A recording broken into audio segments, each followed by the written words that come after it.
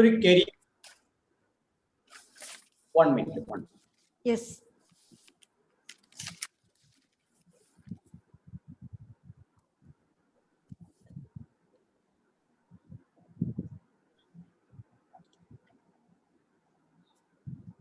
ഒരു career planning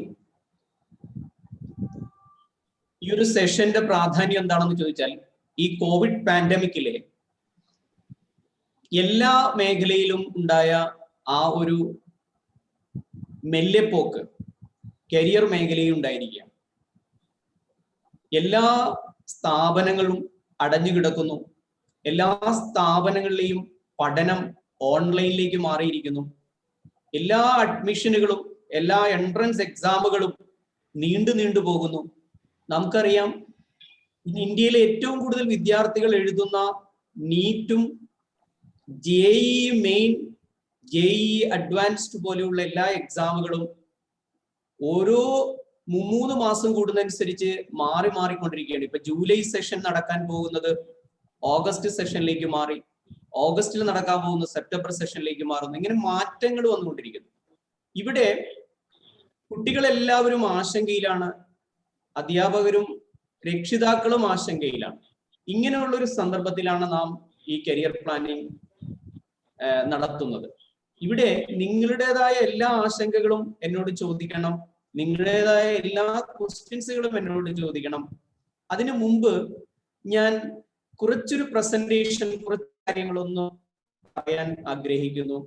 ഇന്നത്തെ കാലത്ത് ആഫ്റ്റർ 2020 കരിയറിൽ ഉണ്ടാകുന്ന അല്ലെങ്കിൽ തൊഴിൽ രംഗത്തുണ്ടാകുന്ന വലിയ മാറ്റങ്ങൾ മാത്രം ഒന്ന് ഞാൻ ആദ്യം ഒന്ന് സൂചിപ്പിച്ച് തുടങ്ങാം. അതായത് ഈ പാൻഡമിക് നമ്മുടെ കരിയർ രംഗത്തുണ്ടാക്കിയ വലിയൊരു മാറ്റമാണ് ആക്സിലറേഷൻ ഓഫ് ഡിസ്റപ്ഷൻ എന്ന് പറയുന്നത്.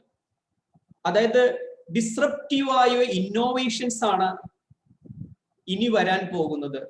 ഇതിനെ നമ്മൾ പറയുന്നത് ഇൻഡസ്ട്രി 4 എന്നാണ്. അതായത് 4ാം വ്യവസായിക വിപ്ലവത്തിലൂടെ നാം കടന്നു പോവുകയാണ്. സെക്കൻഡ് ഗ്ലോബലൈസേഷനിലൂടെ നാം കടന്നു പോവുകയാണ്. അങ്ങനെ വലിയ മാറ്റങ്ങൾ വരുന്ന ഒരു സമയത്തായിരുന്നു ഈ കോവിഡ് പാൻഡമിക് വന്നത്. ഈ 1.5 വർഷം കൊണ്ട് കോവിഡ് പാൻഡമിക് എന്താണ് ചെയ്തതെന്ന് ചോദിച്ചാൽ, ഇതിനെ ആക്സിലറേറ്റ് ചെയ്തു, അല്ലെങ്കിൽ ഇതിനെ കാറ്റലൈസ് ചെയ്തു. ഇൻഡസ്ട്രി 4നെ കാറ്റലൈസ് ചെയ്തു. ഇത് ഒരു ഇറിവേഴ്സിബിൾ ചേഞ്ചസ് ആണ്. നാം ഇന്ന് ഓൺലൈനിൽ സംസാരിക്കുന്നു, ഓൺലൈൻ ക്ലാസ്സുകൾ എടുക്കുന്നു. ഇത് ഇനി ഇല്ലാതാകുമോ എന്ന് പലരും ചോദിച്ചു. ഇതൊരിക്കലും ഇനി ഇല്ലാതാകില്ല. കാരണം ഇനി വരാൻ പോകുന്നത് ഫേസ് ടു ഫേസ് ലേണിംഗും ഓൺലൈൻ ലേണിംഗും കമ്പൈൻ ചെയ്യുന്ന ഒരു ബ്ലെൻഡഡ് ലേണിംഗ് സിസ്റ്റത്തിലേക്കാണ് നാം മാറാൻ പോകുന്നത്. ഒരു ഇറിവേഴ്സിബിൾ ചേഞ്ചസിലേക്ക് നമ്മൾ മാറാൻ പോവുകയാണ്. ഇവിടെ ഒരു വലിയ പാരഡിം ഷിഫ്റ്റ് ഉണ്ടായിരിക്കുകയാണ്. പാരഡിം ഷിഫ്റ്റ് എന്താണെന്ന് ചോദിച്ചാൽ, വർക്ക് ലൈഫ് ഓർഗനൈസേഷനിൽ ഉണ്ടായ വലിയൊരു പാരഡിം ഷിഫ്റ്റ് ഇവിടെ സംഭവിച്ചിരിക്കുന്നു. നമുക്കറിയാം, work from anywhere, work from home. അതായത് നമുക്കറിയാം, ഏണസ്റ്റ് ആൻഡ് യങ് എന്ന് പറയുന്ന കമ്പനി 8,000 അവരുടെ തൊഴിലാളികളെ 2020 മാർച്ച് 24 ലോക്ക്ഡൌൺ പ്രഖ്യാപിക്കുന്നതിന് ഒരാഴ്ച മുമ്പ് തന്നെ വീട്ടിലിരുന്ന് വർക്ക് ചെയ്തോളൂ എന്നുള്ളൊരു പെർമിഷൻ കൊടുക്കുകയും അതിലെ 8,000 ജോലിക്കാർ വീട്ടിലിരുന്ന് വർക്ക് ചെയ്ത് അവരുടെ പ്രൊഡക്ടിവിറ്റി കുറയാതെ തന്നെ ആ കമ്പനി മുന്നോട്ട് പോകുന്നു. ഇതിൽ നിന്നെല്ലാം നമ്മൾ പറയുന്നത് ചേഞ്ചിങ് ബിസിനസ് ലാൻഡ്സ്കേപ്പ് നമുക്ക് വിസിബിൾ ആയിട്ട് കാണുന്നത് അഡോപ്ഷൻ ഓഫ് ടെക്നോളജി. എല്ലാ ബിസിനസ് രംഗങ്ങളും ടെക്നോളജി അഡോപ്റ്റ് ചെയ്യുകയും ബ്രേക്കിംഗ് ദി അൺബ്രേക്കബിൾ. അതായത് നമുക്ക് ഇപ്പൊ ഇൻഫോസിസ് നോക്കിയാലും വിപ്രോ നോക്കിയാലും ഇന്ത്യയിലെ പല IT മേഖലയിലെ ഓർഗനൈസേഷൻസ് ഏത് നോക്കിയാലും ഇന്ന് നടക്കുന്നത്, അവിടെയുള്ള തൊഴിലാളികളൊന്നും അവിടെ വർക്ക് ചെയ്യുന്നില്ല, വീട്ടിലിരുന്നാണ് വർക്ക് ചെയ്യുന്നത്. പക്ഷെ അവിടെ എല്ലാ വർക്കുകളും നടക്കുന്നുണ്ട്. അപ്പൊ ഒരു ന്യൂ വർക്ക് പാറ്റേൺസ് ഡെവലപ്പ് ചെയ്തിരിക്കുകയാണ്. അതോടൊപ്പം തന്നെ ഗിഗ് എക്കണോമിയുടെ വൻ വളർച്ച ഉണ്ടായിരിക്കുന്നു. റിമോട്ട് വർക്കിംഗ് നടക്കുന്നു. അതോടൊപ്പം തന്നെ ഗിഗ് എക്കണോമി വൻ വളർച്ചയിലായിരിക്കുന്നു. അതേപോലെ ഇനിയുള്ള കാലത്ത് ഓയിലായിട്ട് ന്യൂ ഓയിലായിട്ട് വരുന്നത് ഇൻക്രീസ് യൂസ് ഓഫ് ഡാറ്റ. ഡാറ്റകളെ എങ്ങനെ യൂസ് ചെയ്യാൻ കഴിയുന്നു, അതായിരിക്കും ഇനിയുള്ള ലോകത്തെ ഏറ്റവും വലിയ സാധ്യത എന്ന് പറയുന്നത്. അതേപോലെ തന്നെ വിദ്യാഭ്യാസ രംഗത്തിലേക്ക് വരുമ്പോൾ നമ്മൾ കാണുന്നത് ഡിസൊല്യൂഷൻ ഓഫ് സെൻട്രലൈസ്ഡ് ഇൻസ്റ്റിറ്റ്യൂഷൻസ്. ഇനി യൂണിവേഴ്സിറ്റികള്, അതായത് നാം കാണുന്നു എത്രയോ യൂണിവേഴ്സിറ്റികളാണ്, കേരളത്തിൽ തന്നെ എത്രയോ യൂണിവേഴ്സിറ്റികളാണ്. ഇപ്പോൾ ഏറ്റവും പുതുതായിട്ട് ഡിജിറ്റൽ യൂണിവേഴ്സിറ്റി നമുക്കുണ്ടായിരിക്കുന്നു. എത്രയോ യൂണിവേഴ്സിറ്റികൾ, ഇന്ത്യയിലെ എത്രയോ യൂണിവേഴ്സിറ്റികൾ, ലോകത്തിലേക്ക് പോകും എത്രയോ. ഈ യൂണിവേഴ്സിറ്റികളൊക്കെ കുറയാൻ തുടങ്ങും. യൂണിവേഴ്സിറ്റികളെല്ലാം ഡിസൊല്യൂഷൻ, അതായത് യൂണിവേഴ്സിറ്റികളെല്ലാം ഒന്നായി മാറുന്ന ഒരു കാലഘട്ടം വരാൻ പോകുന്നു. അങ്ങനെ മാറ്റങ്ങൾ ഉണ്ടാകാൻ പോകുന്നു. ബൗണ്ടറികൾ ഇല്ലാതാകുന്നു. നിങ്ങൾക്ക് ഇപ്പോൾ MIT-യിൽ പോയി പഠിക്കണമെന്നുണ്ടെങ്കിൽ നിങ്ങൾക്ക് വീട്ടിലിരുന്ന് MIT-യുടെ മ്യൂട്ട് ചെയ്യണം.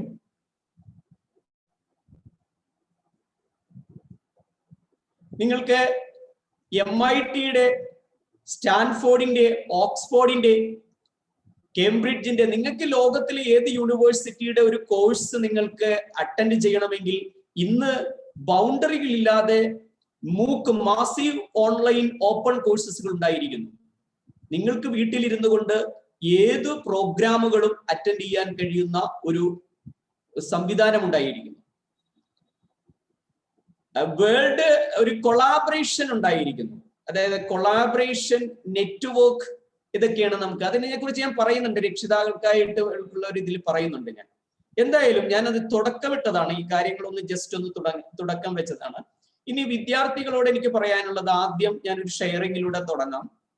കരിയർ എന്ന് പറഞ്ഞാൽ, കരിയറിലെ നാം അറിഞ്ഞിരിക്കേണ്ട ചില പ്രധാനപ്പെട്ട കാര്യങ്ങൾ.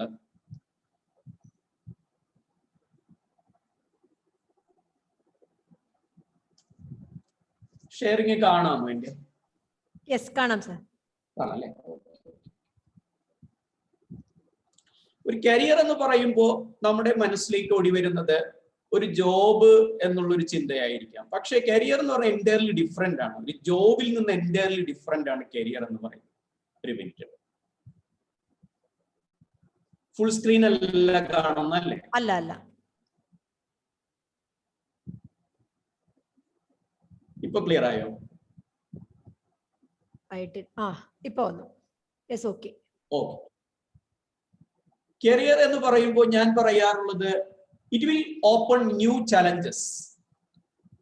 കരിയർ എന്ന് പറയുന്നത് വെല്ലുവിളികൾ നമ്മുടെ മുമ്പിൽ തുറക്കുകയാണ് ചെയ്യുന്നത്. ഇവരെല്ലാം ഓരോ കരിയറുകളിലൂടെ ലോകത്തെ അത്ഭുതങ്ങൾ, ഇന്ത്യയിലെ അത്ഭുതങ്ങൾ സൃഷ്ടിച്ചവരാണ്.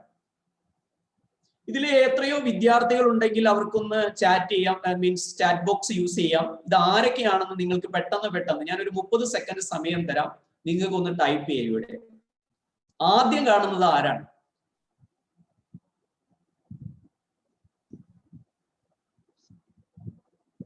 ഫാസ്റ്റ് ആയിക്കോട്ടെ, നിങ്ങൾക്ക് ടൈപ്പ് ചെയ്യാട്ടെ. അല്ലെങ്കിൽ നിങ്ങൾക്ക് അൺമ്യൂട്ട് ചെയ്ത് സംസാരിക്കാം, പറയേണ്ടവർക്ക് അൺമ്യൂട്ട് ചെയ്ത് പറയാം. എന്നാലാണ് ഇതിനൊരു രസമുള്ളത്. അല്ലെങ്കിൽ കരിയർ എന്ന് പറഞ്ഞാൽ കുറെ ഇൻഫോർമേഷൻസ് ആയിരിക്കും. ഇതൊരു ഇന്ററാക്ഷൻ സെഷൻ ആയിട്ട് പോകണമെങ്കിൽ നിങ്ങൾക്ക് സംസാരിക്കാം, അൺമ്യൂട്ട് ചെയ്ത് പറയാം. ഇല്ലെങ്കിൽ നിങ്ങൾക്ക് ചാറ്റ് ബോക്സ് യൂസ് ചെയ്യാം, ചാറ്റ് ചെയ്യാം. ആരുടെയും ചാറ്റ് ബോക്സിൽ എന്തെങ്കിലും വരുന്നുണ്ടോ? ഇല്ല, ഇതുവരെ ആരും റിപ്ലൈ ചെയ്തിട്ടില്ല, വന്നിട്ടില്ല. എല്ലാവരും മുതിർന്നവരായിരുന്നു, അതാണ് റിപ്ലൈ ചെയ്യാതെ. വിദ്യാർത്ഥികളാണ്, രക്ഷിതാക്കളായിരിക്കും, അതാണ് റിപ്ലൈ ചെയ്യാത്തത്. വിദ്യാർത്ഥികൾ എത്ര പേരുണ്ട്? അവിടെ വന്നിട്ടുണ്ടല്ലോ,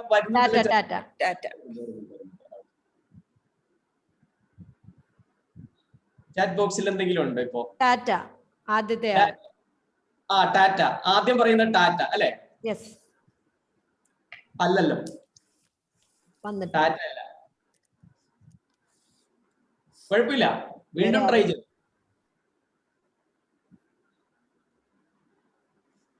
വേറെ ആർക്കെങ്കിലും പറയാൻ? അൺമ്യൂട്ട് ചെയ്ത് സംസാരിക്കാം കേട്ടോ. പ്രേംജി ആണോ?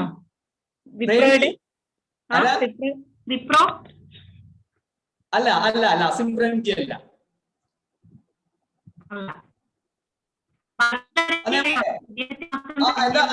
എന്താണ്? പറഞ്ഞോളൂ. ബാക്കിയുള്ളവരൊക്കെ അറിയാം, ഇദ്ദേഹത്തെ പരിചയം വരുന്നില്ല എന്ന് പറയാം. ബാക്കിയുള്ളവരെ പറയാം. ബാക്കിയുള്ളവരെല്ലാം അറിയാം അല്ലെ? ബാക്കിയുള്ളവരെല്ലാം അറിയാം. ആദ്യത്തെ ആളെയാണ് അറിയില്ലാത്ത അല്ലെ? അപ്പൊ ഞാൻ ആദ്യത്തെ പറയാം. ആദ്യത്തെ പേഴ്സണാലിറ്റി സതീഷ് ധവാനാണ്. രണ്ടാമത് അറിയാലോ വിക്രം സാരാഭായ്. മൂന്നാമത് ആരാണ്? APJ അബ്ദുൽ കലാം. നാലാമതോ? ശിവൻ സർ. ശിവൻ സർ. നമ്മൾ ISR. അതെ തന്നെ ISR. എല്ലാവരും തന്നെ ISRയുടെ ഒക്കെ ചെയർമാൻ ആയിരുന്നു. പിന്നെ നമ്മൾ ഒരാള് വ്യക്തിത്വത്തിന് ബിസിനസ് മേഖലയെ കൊണ്ടുവരുന്നത് അത് ധീരുഭായ് അംബാനിയാണ് അല്ലെ? ഇവരെല്ലാവരും ഒരു കരിയർ ചലഞ്ചായിട്ട് എടുത്തവരാണ്. അതാണ് ഈ 5 പേരെ ഞാൻ കൊണ്ടുവന്നത്. ഇവരെല്ലാം കരിയർ ചലഞ്ചായിട്ട് എടുത്തവരാണ്. ഇവരെല്ലാവരും 5 പേരും. അപ്പൊ ഇതൊരു ചലഞ്ചാണ്, ഒരു വെല്ലുവിളിയാണ്. അതാദ്യം നമ്മൾ വിദ്യാർത്ഥികളൊന്ന് മനസ്സിലാക്കണം. നിങ്ങളൊരു ചലഞ്ചായിട്ട് എടുത്താൽ അത് കരിയറാണ്, അല്ലെങ്കിൽ അത് ജോബ് അല്ല. അതൊരു ജോലിയാണെങ്കിൽ അതിൽ ചലഞ്ച് ഒന്നുമില്ല. പക്ഷെ നിങ്ങൾക്ക് കരിയറിലാണെങ്കിൽ നിങ്ങൾക്ക് ചലഞ്ച് ഉണ്ടാവും. ഇനി അടുത്ത് ഞാൻ പറയണേ, ഇവര് 60 വയസ്സ് കഴിഞ്ഞ ആളുകളാണ് 2 പേരും. എന്നാൽ എന്റെ 3ാം ക്ലാസ്സിൽ പഠിക്കുന്ന കുട്ടിയോട് ചോദിച്ചാലും ഇന്ന് ഇവരുടെ ഫിലിം കാണണമെന്ന് പറയുന്നു.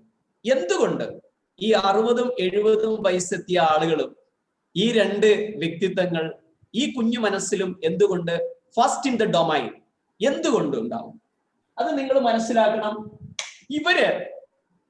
ഇവരുടെ തൊഴിലിൽ, ഇവരുടെ കരിയറിൽ ഇവരെ അർപ്പിക്കുകയാണ്. ഇവര് പൂർണ്ണ അർപ്പണ മനോഭാവത്തോടെ അവരുടെ കരിയറെ എത്രയും പടുത്തുയർത്താൻ കഴിയുന്നു അത്രത്തില് അവർ വർക്ക് ചെയ്യുന്നു, അല്ലെങ്കിൽ ശ്രമിക്കുന്നു എന്നുള്ളതാണ്. അപ്പൊ ഒരു കരിയർ എന്ന് പറഞ്ഞാൽ ഒരു വെല്ലുവിളിയാകണം.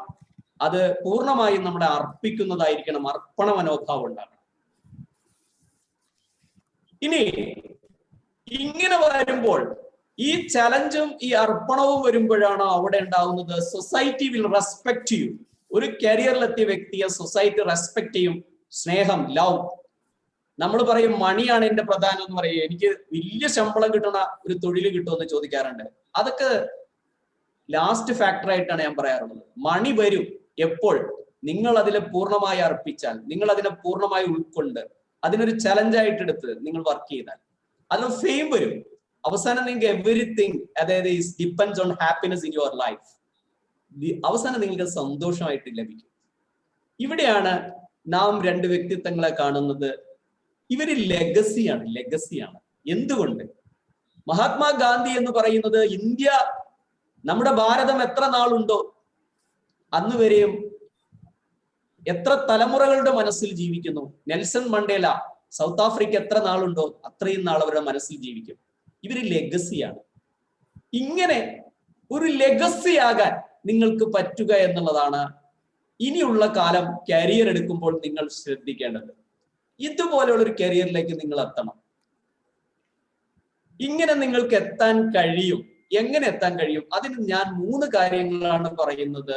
വിദ്യാർത്ഥികളോട് പ്രത്യേകിച്ച് 3 കാര്യങ്ങൾ നിങ്ങൾ ചെയ്യേണ്ടത്. ഒന്ന്, കരിയർ എടുക്കുമ്പോൾ നിങ്ങൾ മനസ്സിലാക്കുന്നത് നിങ്ങളുടെ ആപ്റ്റിറ്റ്യൂഡ്, നിങ്ങളുടെ പേഴ്സണാലിറ്റി ട്രേറ്റുകൾ എന്താണ്, നിങ്ങളുടെ ഇൻട്രസ്റ്റുകൾ എന്താണ്, ഇത് നിങ്ങൾ അറിയണം. അതിന് ഇന്ന് ഓൺലൈനിലൂടെ അല്ലെങ്കിൽ സയന്റിഫിക് ആയിട്ടുള്ള സൈക്കോളജിക്കൽ ആപ്റ്റിറ്റ്യൂഡ് ടെസ്റ്റുകളുണ്ട്. അത് നിങ്ങൾ ചെയ്യണം. അത് ചെയ്ത് നിങ്ങളുടെ ശരിയായ പേഴ്സണാലിറ്റി, നിങ്ങളുടെ ഇൻട്രസ്റ്റുകൾ, നിങ്ങളുടെ സ്കിൽ ആൻഡ് എബിലിറ്റീസ് വ്യക്തമായി അറിയുക. 2, നിങ്ങളുടെ പാഷൻ എന്താണ്? നിങ്ങൾക്ക് പാഷനായിട്ട് കാണുന്ന ഒരു മേഖലയുണ്ട്. ആ മേഖല ഏതാണെന്നും കൂടി നിങ്ങൾ കണ്ടെത്തുക. 3ാമത്, നിങ്ങൾ പോസിബിലിറ്റീസ്, സാധ്യതകൾ എന്തൊക്കെയാണ്? ഇത് 3ഉം കോറിലേറ്റ് ചെയ്യാൻ പറ്റണം. പേഴ്സണാലിറ്റി, ആപ്റ്റിറ്റ്യൂഡ്, അതായത് പേഴ്സണാലിറ്റി, പാഷൻ ആൻഡ് പോസിബിലിറ്റി. ഈ 3നെ നിങ്ങൾക്ക് കണക്ട് ചെയ്യാൻ കഴിയുമോ? കഴിഞ്ഞാൽ നിങ്ങൾ ലെഗസിയാകും. തീർച്ച നിങ്ങൾ നിങ്ങളുടെ മേഖലയിൽ നിങ്ങൾ ലെഗസിയായി. ഇതാണ് എനിക്ക് പറയാനുള്ളത്. ഇനി ഇവിടെ ഞാൻ ഇപ്പൊ +1 പഠിക്കുന്ന വിദ്യാർത്ഥി, ഇപ്പൊ 10th കഴിഞ്ഞ വിദ്യാർത്ഥികൾ ഉണ്ടോ ഇതിൽ? നമ്മുടെ പ്രോഗ്രാമിൽ ഉണ്ടെങ്കിൽ ഒന്ന് SY എന്ന് ടൈപ്പ് ചെയ്യാൻ പറ്റും. ആരെങ്കിലും ഉണ്ടോ? ഇല്ലെങ്കിൽ എനിക്ക് അത് പറയേണ്ടെന്ന് വിചാരിച്ചാണ്. നിങ്ങൾ ആരെങ്കിലും ഉണ്ടെങ്കിൽ പറയാം. ഉണ്ടോ? ഇല്ല. യെസ് ഉണ്ട്. ബീല ബേസിൽ അല്ലെ ഒരാളുണ്ട്? Yes, ആ ഉണ്ടല്ലോ. 3 പേരുണ്ട്. ആ ഉണ്ടല്ലോ. അപ്പോ ഞാൻ പറയാം, നിങ്ങൾക്ക് വേണ്ടി ഒരു ചെറിയ ഒരു കാര്യങ്ങൾ ഞാനൊന്ന് പറയാം. നിങ്ങൾക്ക് ഹയർ സെക്കൻഡറി കോഴ്സസുകൾ നിങ്ങൾ സെലക്ട് ചെയ്യുമ്പോൾ നിങ്ങൾക്ക് 3 സ്ട്രീമാണുള്ളത്: സയൻസ്, കൊമേഴ്സ്, ഹ്യൂമാനിറ്റീസ്. ഇതില് 45 സബ്ജക്ട് കോമ്പിനേഷൻ ആണ് ഇന്ന് കേരളത്തിൽ ഹയർ സെക്കൻഡറിയിലുള്ളത്. CBSE പഠിക്കുന്നവരുമുണ്ട്. ഞാൻ എന്നാൽ പോലും എല്ലാവർക്കും തന്നെ നമുക്ക് ഈ 45 സബ്ജക്ട് കോമ്പിനേഷൻസ് എന്ന് പറയുമ്പോൾ സയൻസിൽ എത്ര കോമ്പിനേഷൻസ് ഉണ്ട് എന്ന് നമുക്കൊന്ന് നോക്കാം. സയൻസ് വിദ്യാർത്ഥികൾക്ക് എത്ര കോമ്പിനേഷൻസ് ഉണ്ട്? ഒരു മിനിറ്റ് കേട്ടോ.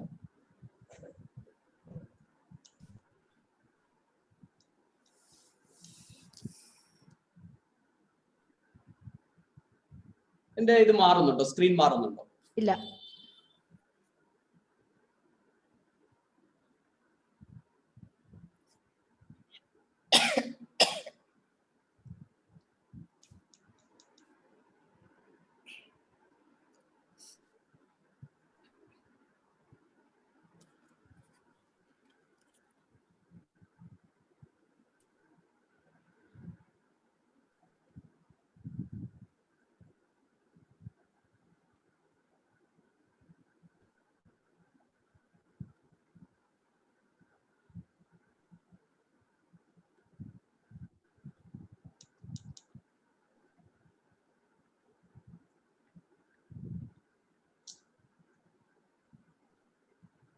ചേഞ്ച് ആവുന്നില്ലേ?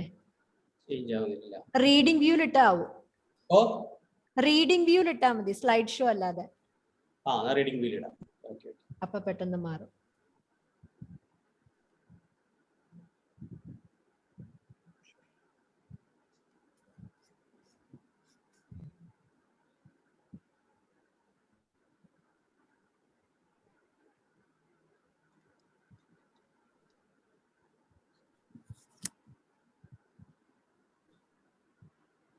ഇവിടെ താഴെ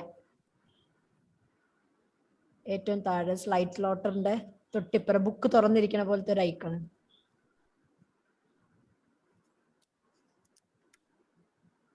കണ്ടോ? ഒരു മിനിറ്റ് കേട്ടോ. ആ, ഇപ്പുറത്തെ സൈഡില്. ഏതിലാണ്? ആ, അവിടെ. ആ, അതന്നെ. ഓക്കേ. അപ്പൊ പെട്ടെന്ന് ഇപ്പൊ ചേഞ്ച് ചെയ്ത് നോക്കൂ. ആ, ഇപ്പോ ഓക്കെ. 45 സബ്ജക്ട് കോമ്പിനേഷനില് ക്ലിയർ ആണല്ലോ? കേൾക്കാമല്ലോ അല്ലേ? ആ, കേക്കാം. ഇതിലെ സബ്ജക്ട് കോമ്പിനേഷൻ നിങ്ങളൊന്ന് നോട്ട് ചെയ്യണം. ഇതില് പ്രധാനപ്പെട്ട ഡിഫറെന്റ് ആയിട്ട് നിങ്ങൾക്ക് എടുക്കാൻ താല്പര്യം ഉണ്ടെങ്കിൽ അറിയേണ്ട ചില കോമ്പിനേഷൻ ആണ്. ഇപ്പൊ ഫിസിക്സ്, കെമിസ്ട്രി, ബയോമാത്സ് എല്ലാവർക്കും അറിയാം. പക്ഷേ ഫിസിക്സ്, കെമിസ്ട്രി, ജിയോളജി, മാത്സ് എന്ന് പറഞ്ഞൊരു കോമ്പിനേഷൻ ഉണ്ട്. ഫിസിക്സ്, കെമിസ്ട്രി, മാത്സ്, ഇലക്ട്രോണിക്സ് എന്ന് പറഞ്ഞ വേറൊരു കോമ്പിനേഷൻ ഉണ്ട്. ഫിസിക്സ്, കെമിസ്ട്രി, മാത്സ്, സ്റ്റാറ്റിസ്റ്റിക്സ് എന്ന് പറഞ്ഞൊരു കോമ്പിനേഷൻ ഉണ്ട്. Physics, chemistry, bio psychology combination ഉണ്ട്. ഇതാണ് ഡിഫറെന്റ് ആയിട്ട് നിങ്ങൾ കാണാത്ത കോമ്പിനേഷൻസ്. അപ്പൊ ഫിസിക്സ്, കെമിസ്ട്രി, ഹോം സയൻസ് എന്നൊരു കോമ്പിനേഷൻ വേറൊരെണ്ണമുണ്ട്. ജിയോളജി, മാത്സ് ഉണ്ട്. അതേപോലെ മാത്സ്, ഇലക്ട്രോണിക്സ് ഉണ്ട്. കമ്പ്യൂട്ടർ സയൻസ്, ജിയോളജി ഉണ്ട്. മാത്സ്, സ്റ്റാറ്റിസ്റ്റിക്സ് ഉണ്ട്. ബയോ സൈക്കോളജി ഉണ്ട്. അപ്പൊ നിങ്ങൾക്ക് ഇപ്പൊ മാത്സിനോട് ബുദ്ധിമുട്ടുണ്ട്, ഒരു വിദ്യാർത്ഥിക്ക് മാത്സ് ബുദ്ധിമുട്ടുണ്ടെങ്കിൽ അയാൾക്ക് അത് സൈക്കോളജിയിലേക്ക് അത് ചേഞ്ച് ചെയ്യാൻ പറ്റും എന്നുള്ളതാണ്. അപ്പൊ ഫിസിക്സും കെമിസ്ട്രിയും ബയോയും പഠിക്ക്, സൈക്കോളജി എടുക്കുക അയാൾക്ക്. അപ്പൊ മാത്സ് ഒഴിവാക്കാം. അപ്പോ ഇയാൾക്ക് ഏതൊക്കെ മേഖലയിലേക്ക് പോകാം എന്നുള്ളതൊക്കെ ഞാൻ പറയാം. അപ്പൊ ഇതാണ് 9 സബ്ജക്ട് കോമ്പിനേഷൻസ്. ഇനി നിങ്ങൾക്ക് ഹിസ്റ്ററി മീൻസ് തേർഡ് ഗ്രൂപ്പിലേക്ക് വരാൻ, അതായത് ഹ്യൂമാനിറ്റീസ്, സോഷ്യൽ സയൻസ്, ആർട്സ് ഗ്രൂപ്പിലേക്ക് വരാൻ 30ഓളം സബ്ജക്ട് കോമ്പിനേഷൻ ഉണ്ട്.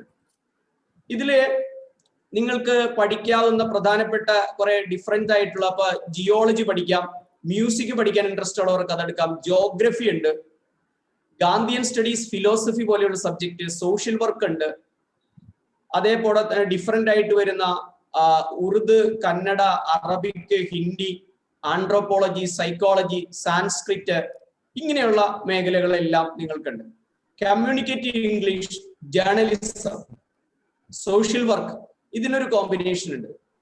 ഈ കോമ്പിനേഷനുകളൊക്കെ താല്പര്യമുള്ളവർ നിങ്ങൾക്ക് നേരത്തെ തന്നെ, നിങ്ങൾ ഇപ്പോൾ 11ാം ക്ലാസ്സിന്റെ അഡ്മിഷൻ ഇതാകുന്നുണ്ട്, നിങ്ങൾ നേരത്തെ തന്നെ ഈ സൈറ്റിൽ കയറി ഹയർ സെക്കൻഡറിയുടെ സൈറ്റിൽ കയറി ഇതെല്ലാം നിങ്ങൾ എന്ത് ചെയ്യണം, കണ്ടെത്തണം. ഏതൊക്കെ സ്കൂളുകളിൽ ഇതുണ്ട് എന്ന് നിങ്ങൾ മനസ്സിലാക്കണം. അവിടെ നിങ്ങൾ എത്തിച്ചേരണം. ഇത് നിങ്ങൾക്ക് വളരെ ഉപകാരം ചെയ്യും. ഇതിന്റെ കണ്ടിന്യൂസ് സ്റ്റഡി, ഇപ്പൊ communicate English, social work, journalism ഒരു നല്ല കോമ്പിനേഷനാണ്. കമ്പ്യൂട്ടർ ആപ്ലിക്കേഷനും ഉണ്ട്, നല്ലൊരു കോമ്പിനേഷനാണ്. എന്നാൽ ഒരുപാട് സ്കൂൾ ഉണ്ടാകില്ല. എന്നാൽ ആ സ്കൂളുകൾ നിങ്ങൾ കണ്ടെത്തണം. ഇനി അടുത്തത് നിങ്ങൾ കൊമേഴ്സ് ഗ്രൂപ്പിലേക്ക് വന്നു കഴിഞ്ഞാൽ business studies, accountancy, economics, mathematics. ഇപ്പൊ മാത്തമാറ്റിക്സ് നിങ്ങൾക്ക് കളയരുത്. പഠിക്കണമെന്നൊരു ആഗ്രഹം മനസ്സിലുണ്ടെങ്കിൽ നിങ്ങൾക്ക് എടുക്കാവുന്നതാണ്. ബിസിനസ് സ്റ്റഡീസും അക്കൗണ്ടൻസി, എക്കണോമിക്സും മാത്തമാറ്റിക്സും വരുന്ന ഓപ്ഷൻ എടുക്കാം. അപ്പൊ മാത്തമാറ്റിക്സ് നിങ്ങൾക്ക് ഉപേക്ഷിക്കേണ്ട. അതേപോലെ സ്റ്റാറ്റിസ്റ്റിക്സ് എടുത്തു കഴിഞ്ഞാൽ നിങ്ങൾക്ക് അത് ഗുണം ചെയ്യും. അത് സ്റ്റാറ്റിസ്റ്റിക്സ് എടുക്കുന്നത് നല്ലതായിരിക്കും. അത് വളരെ ഗുണം ചെയ്യുന്ന ഒരു മേഖലയാണ്. പിന്നെ കമ്പ്യൂട്ടർ ആപ്ലിക്കേഷൻ ഉണ്ട്. അങ്ങനെ 4ഓളം സബ്ജക്ട് കോമ്പിനേഷൻ നിങ്ങൾക്കുണ്ട്. അത് വളരെ പ്രധാനമാണ്. ഇനി നിങ്ങൾക്ക് വൊക്കേഷണൽ ഹയർ സെക്കൻഡറി കോഴ്സസിലേക്ക് പോകാൻ ആഗ്രഹിക്കുന്നുണ്ടെങ്കിൽ അതില് 4 ഗ്രൂപ്പ്സും 8 ബ്രാഞ്ചസും 35 വൊക്കേഷണൽ കോഴ്സസും ഉണ്ട്. എന്താ കാര്യം എന്ന് പറഞ്ഞാൽ, ഇപ്പൊ ബാച്ചുലർ ഓഫ് വൊക്കേഷൻ, BVOC എന്ന് പറഞ്ഞ പ്രോഗ്രാമുകൾ ഇന്നിപ്പോ ഒരുപാട് നല്ല രീതിയിൽ നടക്കുന്ന കുറെ ഇൻസ്റ്റിറ്റ്യൂഷൻ ഉണ്ട്. കുറെ കോളേജുകളിൽ ഇൻഡസ്ട്രി ലിങ്കുമായിട്ട് ഒരുപാട് പ്രോഗ്രാംസുകൾ നല്ല രീതിയിൽ നടക്കുന്നുണ്ട്. അതിലേക്ക് നിങ്ങൾക്ക് പോകാൻ വെയിറ്റേജ് കിട്ടും വൊക്കേഷണൽ ഹയർ സെക്കൻഡറി VHSC-യിൽ നിന്നും. അതുകൊണ്ട് 4 ഗ്രൂപ്പ്സ്, 8 ബ്രാഞ്ചസ്, 35 വൊക്കേഷണൽ കോഴ്സസ് ഉണ്ട്.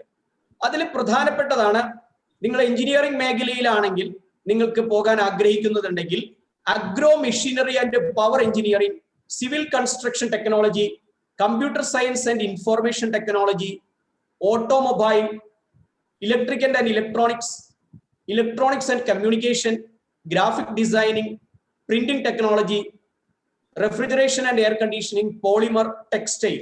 ഇങ്ങനെ 10ഓളം different group A engineering combinations ഉണ്ട്.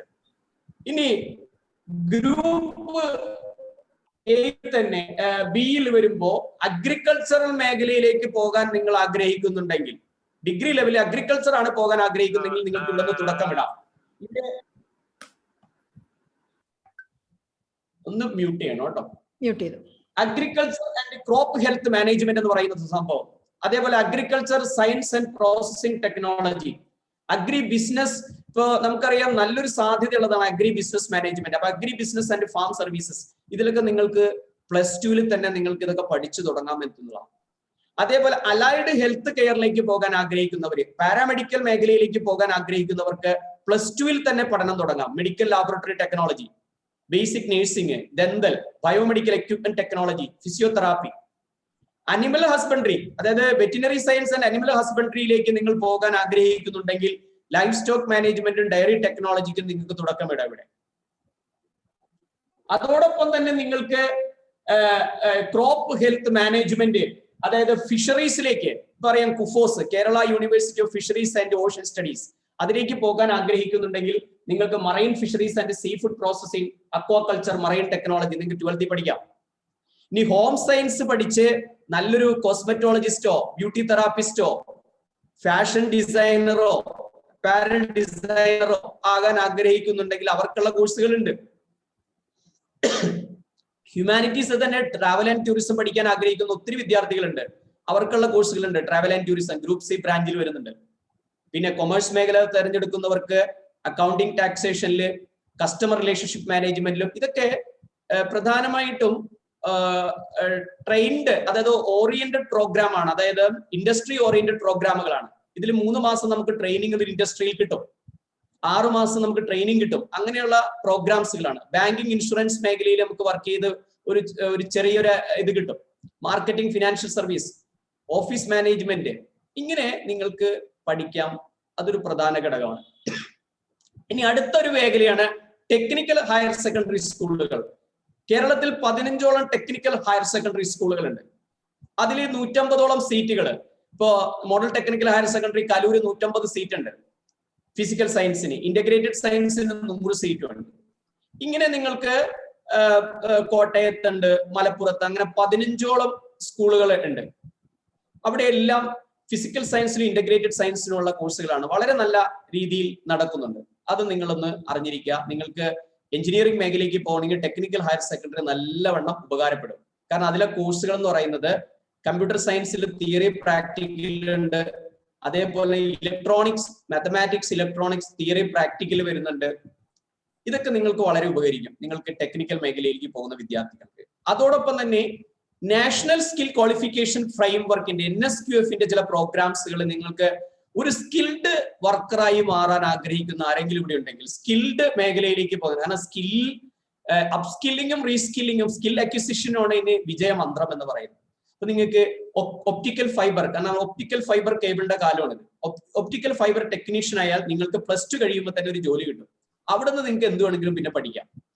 അതേപോലെ തന്നെ കേബിൾ ജോയിന്റർ ഇലക്ട്രിക് പവർ സിസ്റ്റത്തിൽ, അതേപോലെ domestic biometric data entry operator IT മേഖലയിൽ, IT എനേബിൾഡ് സർവീസിൽ, ഓട്ടോ സർവീസ് ടെക്നീഷ്യൻ ലെവൽ പഠിക്കാം നിങ്ങൾക്ക്. മൈക്രോ ഇറിഗേഷൻ ടെക്നീഷ്യൻ അഗ്രികൾച്ചർ മേഖലയിൽ, ഫ്ലോറികൾച്ചറിസ്റ്റ്, ഇങ്ങനെയുള്ള കുറെ സ്കിൽ പ്രോഗ്രാമുകൾ ഇപ്പൊ പുതുതായിട്ട് തുടങ്ങിയിരിക്കുകയാണ് നമുക്ക് NSQF-ന്റെ കീഴിൽ. ഇതൊക്കെ നിങ്ങൾക്ക് വളരെ ഗുണം ചെയ്യും. അപ്പോ പഠിക്കുന്ന വിദ്യാർത്ഥികൾ ഇങ്ങനെയുള്ള കാര്യങ്ങളെല്ലാം സെർച്ച് ചെയ്ത് കണ്ടെത്തി, അവർ സ്കൂളുകൾ കണ്ടെത്തി അവിടെ നിങ്ങൾ അഡ്മിഷൻ അയക്കണം. കാരണം നമ്മുടെ ഇനിയുള്ള പഠനം എന്ന് പറഞ്ഞാൽ പഠിക്കുന്നത് കൊണ്ട് വലിയ പഠനം കൊണ്ട് നമ്മളൊരു അറിവുണ്ടാക്കുക മാത്രമല്ല കാര്യം.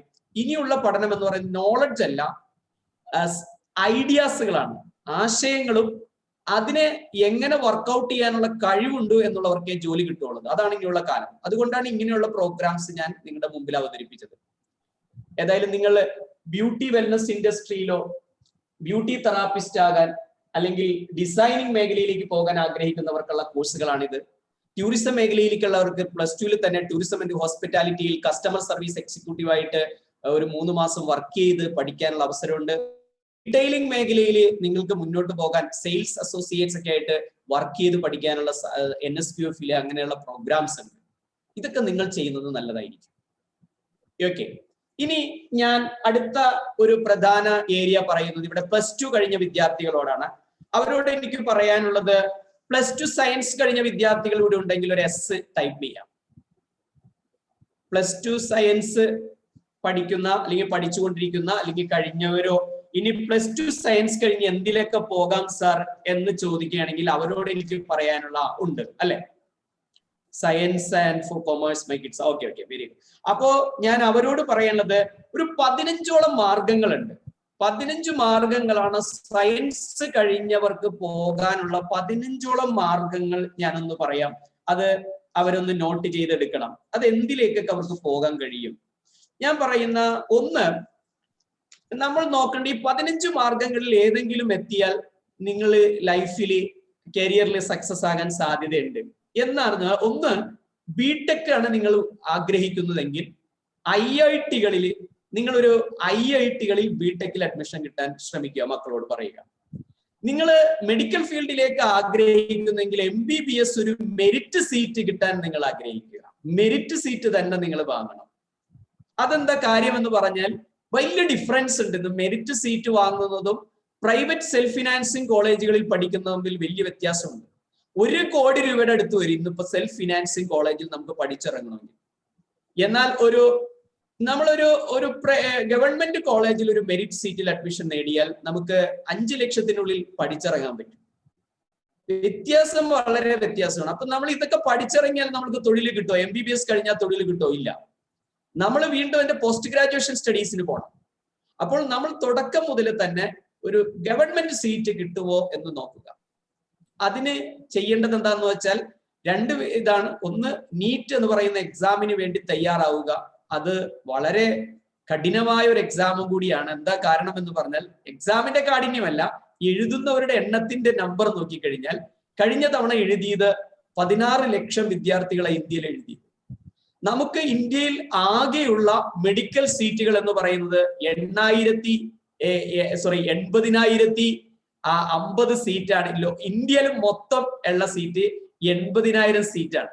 ഈ 80,000 സീറ്റിന് വേണ്ടി അപേക്ഷ അയച്ചത് 16 ലക്ഷം പേരാണ്. ഏകദേശം 13 ലക്ഷം പേര് എക്സാം എഴുതി. അപ്പോ നമ്മൾ അതിന്റെ അന്തരം ഒന്ന് നോക്കിയേ. ഇതിൽ തന്നെ 720 മാർക്കിലാണ് ഈ എക്സാമിന്റെ മാർക്ക്. അതിൽ ക്വാളിഫയിങ് മാർക്ക് എന്ന് പറയുന്നത് കഴിഞ്ഞ തവണ 137 ആയിരുന്നു, മീൻസ് കട്ട് ഓഫ്.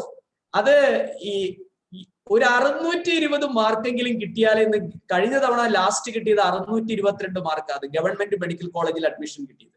അത്രയും മാർക്ക് കിട്ടിയ ഒരു വിദ്യാർത്ഥി നീറ്റ് ക്വാളിഫൈ ചെയ്തൊരു MBBS നേടുക എന്ന് പറഞ്ഞാൽ ഒരു ഹിമാലയൻ ടാസ്ക് തന്നെയാണ് ഇന്നത്തെ കാലത്ത്. അപ്പോൾ അതിനുവേണ്ടി നമ്മുടെ കുട്ടികൾ നേരത്തെ തന്നെ സജ്ജമാകണം. ഇല്ലെങ്കിൽ നമ്മുടെ മുമ്പിലുള്ളത് വേറെ സാധ്യതകൾ എന്ന് പറയുന്ന പുറത്തുപോയി MBBS പഠിക്കുക എന്നുള്ളതാണ്, വിദേശ രാജ്യങ്ങളിൽ. അതിനെക്കുറിച്ച് ഞാൻ പിന്നെ പറയാം, നിങ്ങൾ ചോദിച്ച് ഞാൻ പറയാം. അപ്പൊ അതൊരു പ്രധാനം. പിന്നെ നിങ്ങൾ bits Pilani Birla institute of technology സയൻസിൽ നിങ്ങൾക്ക് ഒരു ബിടെക് നേടാൻ കഴിയുമോ? അല്ലെങ്കിൽ നിങ്ങൾക്ക് NITകൾ നാഷണൽ ഇൻസ്റ്റിറ്റ്യൂട്ട് ഓഫ് ടെക്നോളജിയിൽ ഒരു ബിടെക് നേടാൻ കഴിയുമോ? ഇല്ലെങ്കിൽ നിങ്ങൾക്ക് ഒരു മെറിറ്റ് സീറ്റിൽ ഒരു BDS നേടാൻ കഴിയുമോ? ഇല്ലെങ്കിൽ നിങ്ങൾക്ക് സയൻസ് മേഖലയിലേക്ക് പോകാൻ ആഗ്രഹിക്കുന്ന വിദ്യാർത്ഥിയാണെങ്കിൽ MSc സയൻസ് ഇന്റഗ്രേറ്റഡ് കോഴ്സുകൾ ഐസറിലോ നൈസറിലോ ഒരു അഡ്മിഷൻ നേടാൻ കഴിയുമോ എന്ന് നോക്കുക. ഇല്ലെങ്കിൽ ജസ്റ്റ് സെക്കൻഡ്, അതെ, മലയാളം നമ്പേഴ്സ് പറയണത് മനസ്സിലാവില്ല എന്ന് പറഞ്ഞ ഒരാൾ കമന്റ് ഇട്ടിട്ടുണ്ട് കേട്ടോ. I cannot understand Malayalam numbers. അതായത് 127, 227 എന്ന് പറഞ്ഞ മലയാളം നമ്പേഴ്സ് അവർക്ക് ബാക്കി മനസ്സിലാവും, നമ്പേഴ്സ് അവർക്ക് കിട്ടുന്നില്ല. Can you please tell numbers in okay. അതായത് ഇപ്പോ MSc സയൻസ് ഇന്റഗ്രേറ്റഡ് IITകളിൽ നിന്നോ ഐസറുകളിൽ നിന്നോ നൈസറുകളിൽ നിന്നോ നിങ്ങൾക്ക് പഠിക്കാം. ഇല്ലെങ്കിൽ ബാച്ചലർ ഓഫ് വെറ്റിനറി സയൻസ് അല്ലെങ്കിൽ അനിമൽ ഹസ്ബൻഡറി മെറിറ്റ് സീറ്റിൽ ഒരു അഡ്മിഷൻ നേടുക. അല്ലെങ്കിൽ സെൻട്രൽ ടെക്നിക്കൽ യൂണിവേഴ്സിറ്റികളുണ്ട്, സെൻട്രലി ഫണ്ടഡ് ടെക്നിക്കൽ യൂണിവേഴ്സിറ്റികളുണ്ട്, CFTUs എന്ന് പറയും. അല്ലെങ്കിൽ സെൻട്രൽ യൂണിവേഴ്സിറ്റികളുണ്ട്, അവിടെ നിന്ന് നിങ്ങൾക്ക് MSc സയൻസ് ഇന്റഗ്രേറ്റഡ് പ്രോഗ്രാംസ് പഠിക്കുക. അല്ലെങ്കിൽ നിങ്ങൾ LLB from top 10 national law യൂണിവേഴ്സിറ്റികളിൽ നിന്ന് എടുക്കുക. HSE എന്ന് പറഞ്ഞൊരു എക്സാം ഉണ്ട്, humanities social science entrance examination. അത് നിങ്ങൾക്ക് IITയിൽ നിന്ന് ഒരു MA എടുക്കുക. നിങ്ങൾക്ക് bachelor of design from NID national institute of ഡിസൈനിൽ നിന്ന് എടുക്കാൻ പറ്റുമെന്ന് നോക്കുക. നിങ്ങൾക്ക് CPTയിലൂടെ CA പഠിച്ചെടുക്കാൻ പറ്റുമോ എന്ന് നോക്കുക. സാറ്റ് എക്സാം എഴുതി നിങ്ങൾക്ക് സ്റ്റഡി എബ്രോഡ് അങ്ങനെയുള്ള എക്സാമുകൾ ക്വാളിഫൈ ചെയ്ത് GMAT, GRE പോലെയുള്ള എക്സാമുകൾ എഴുതി നിങ്ങൾക്ക് പുറത്തു പഠിക്കാൻ പറ്റുമോ എന്നത്. ഇതാണ് ഒരു 15ഓളം വഴികൾ, 15-20ഓളം വഴികളാണ് ഞാൻ ഈ പറഞ്ഞത്. ഇതാണ് ഒരു സയൻസ് വിദ്യാർത്ഥിയെ സംബന്ധിച്ച് നിങ്ങൾക്ക് ഇനി ഒരുപാട് വിജയം തരുന്ന മേഖലകൾ. അപ്പോൾ നിങ്ങൾ ഇതിനു വേണ്ടി ചെയ്യണമെങ്കിൽ ഒരു കാര്യം, കോമ്പറ്റീഷനിൽ പങ്കെടുക്കണം. അതിനുള്ളൊരു മാനസിക അവസ്ഥ ക്രിയേറ്റ് ചെയ്യണം. ഇതിലെല്ലാം എത്തിപ്പറ്റണമെങ്കിൽ ഇനിയുള്ള കാലം കോമ്പറ്റീഷൻ ഹൈ ആണ്. ആ കോമ്പറ്റീഷനിൽ നിങ്ങൾ ഒരു എൻട്രൻസ് ഓറിയന്റഡ് ടെസ്റ്റുകൾക്ക് വിധേയമാകണം. അതുകൊണ്ട് 10ാം ക്ലാസ് 11 പഠിക്കുന്ന വിദ്യാർത്ഥികൾ 2 വർഷം എൻട്രൻസ് കോച്ചിങ്ങിന്, നല്ല കോച്ചിങ്ങുകൾക്ക് വിധേയമാവുക എന്നുള്ളൊരു വളരെ പ്രധാനപ്പെട്ടതാണ്.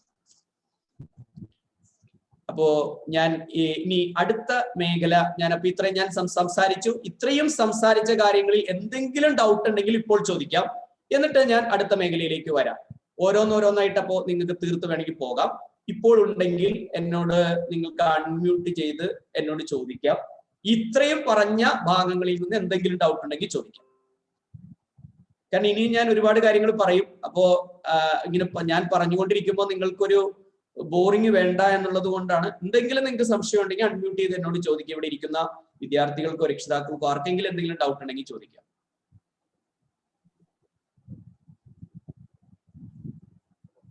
ആർക്കുമില്ല, എല്ലാരും ക്ലിയർ ആയോ? അല്ലെങ്കിൽ നോട്ട് ചെയ്ത് വെക്കട്ടെ, അവസാനം ചോദിക്കാം. കോഴ്സസ് ഇൻ മുംബൈ, അങ്ങനെയായാലും മതി, അങ്ങനെയായാലും മതി. ഓക്കെ.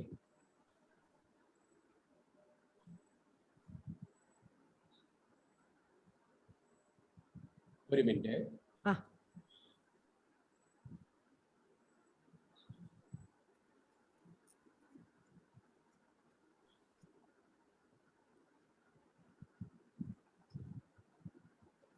ഇനി നമുക്ക് പോകാനുള്ളത് പ്രധാനമായിട്ടും നിങ്ങൾ 4 ഓപ്ഷൻസ് ആണ് ചൂസ് ചെയ്യാൻ പോകുന്നത്. ഇനി വരുന്ന വിദ്യാർത്ഥികൾ 4 ഓപ്ഷൻസ് ആണ് ചൂസ് ചെയ്യാൻ പോകുന്നത്. ഒന്ന്, പ്രൊഫഷണൽ കോഴ്സുകൾക്ക് പോകുന്ന വിദ്യാർത്ഥികൾ ഉണ്ടാകട്ടെ, പ്രൊഫഷണൽ കോഴ്സുകൾ. പിന്നെ ഇന്റഗ്രേറ്റഡ് കോഴ്സുകൾക്ക് പോകുന്ന വിദ്യാർത്ഥികൾ ഉണ്ടാകാം, ഡിഗ്രി കോഴ്സുകൾക്ക് പോകുന്ന വിദ്യാർത്ഥികൾ ഉണ്ടാകും, ജോബ് ഓറിയന്റഡ് ആയിട്ടുള്ള ഡിപ്ലോമ സർട്ടിഫിക്കറ്റ് കോഴ്സുകൾക്ക് പോകുന്ന വിദ്യാർത്ഥികൾ ഉണ്ടാകും. ഇതിൽ പ്രൊഫഷണൽ കോഴ്സിന് പോകുന്ന പ്രൊഫഷണൽ കോഴ്സിന് പോകുന്ന വിദ്യാർത്ഥികൾ ഉണ്ടെങ്കിൽ അവർക്ക് ഇവിടെ എസ് ഒന്ന് ടൈപ്പ് ചെയ്യാം. ആരൊക്കെ പ്രൊഫഷണൽ കോഴ്സുകൾക്ക് എനിക്ക് പോകണം എന്നുണ്ടെങ്കിൽ അവർക്കൊന്ന് ഇവിടെ ടൈപ്പ് ചെയ്യാം. എനിക്ക് പ്രൊഫഷണൽ കോഴ്സുകൾക്കാണ് പോകേണ്ടത് സാർ, അല്ലെങ്കിൽ എനിക്ക് ഇന്റഗ്രേറ്റഡ് കോഴ്സുകൾക്കാണ് പോകേണ്ടത് സാർ, എനിക്ക് ഡിഗ്രി കോഴ്സുകൾക്കാണ് പോകേണ്ടത് sir, job oriented certificate diploma കോഴ്സുകൾക്കാണ് പോകേണ്ടത്. 4 ആയിട്ട് നമുക്ക് 4 ഓപ്ഷൻസ് ഞാൻ എടുക്കുകയാണ്. പ്രൊഫഷണൽ കോഴ്സുകൾക്ക് പോകുന്നവർക്ക് എസ് ഒന്ന് ടൈപ്പ് ചെയ്യാം. ചാറ്റ് ബോക്സിൽ എന്തെങ്കിലും വരുന്നുണ്ടോ? ഇല്ല, ഇതുവരെ ഇല്ലല്ലേ, ഒന്നുമില്ല, ഇതുവരെ വന്നിട്ടില്ലല്ലേ.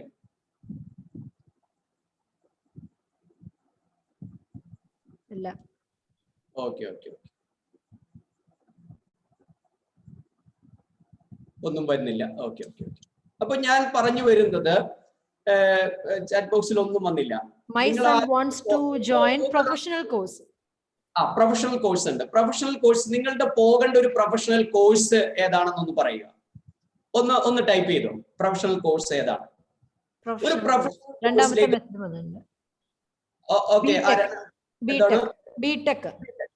ഓക്കെ. അപ്പൊ ഞാൻ പറയുന്നത്, ഒരു പ്രൊഫഷണൽ കോഴ്സിലേക്ക് പോകുന്നതിന് മുമ്പ് ഒരു മിനിറ്റ്